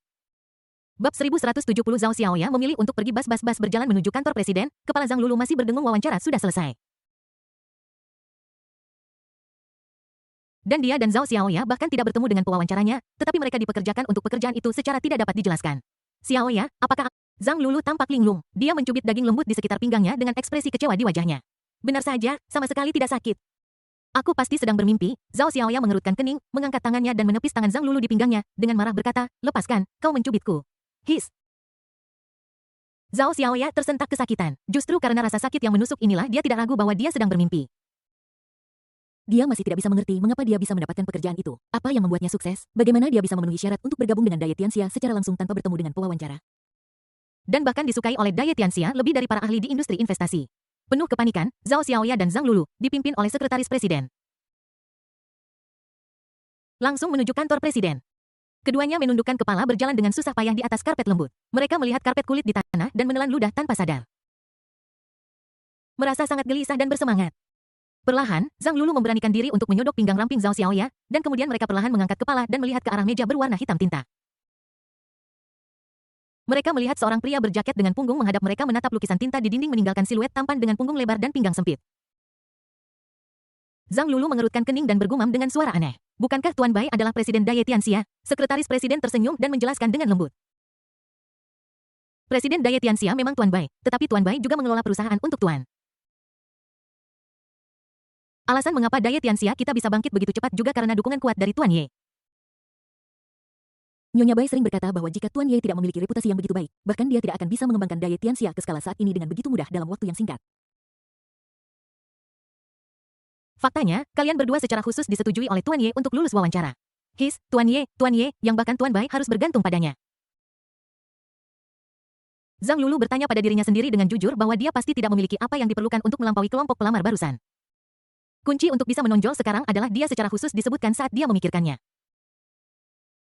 Zhang Lulu dengan tenang membuka satu kancing bajunya, semakin memperlihatkan sosoknya yang membanggakan dengan lebih jelas. Zhang Lulu tidak bisa memikirkan alasan lain selain sosoknya yang membuat pria luar biasa seperti Tuan Ye secara khusus menyebutnya. Zhao Xiaoya melirik tindakan kecil Zhang Lulu dan mengerutkan kening dengan sedikit ketidakpuasan. Dia melihat sosok di belakang meja dan menjadi semakin gelisah. Terlalu familiar. Meskipun dia berganti pakaian, punggungnya masih setegak dan selurus dulu. Zhao Xiaoya, kita bertemu lagi. Ye Lang perlahan mengalihkan pandangannya dari lukisan tinta, berbalik, dan melihat ke arah Zhao Xiaoya dengan senyum sehangat dan selembut angin musim semi. Betapa tampannya Zhang Lulu melihat wajah tampan Ye Lang dan sedikit linglung sejenak. Dia pikir Ye Lang adalah seorang pembunuh dari belakang jadi dia memunggungi mereka begitu dia memasuki pintu. Siapa yang menyangka bahwa Tuan Ye begitu muda dan sangat tampan, bahkan pria-pria muda tampan di TV tidak ada yang sebanding dengan Tuan Ye. Dia memancarkan maskulinitas dengan wajah yang tegas dan mata yang dalam. Ini memiliki kekuatan penghancur yang tak terbatas bagi wanita. Ye Lang bagi Zhang Lulu seperti wajah cinta pertama yang polos mengenakan seragam pelaut JK bagi pria. Kelethalannya sangat tinggi. Sayangnya, Zhang Lulu melirik Zhao Xiaoya. Dia juga bisa tahu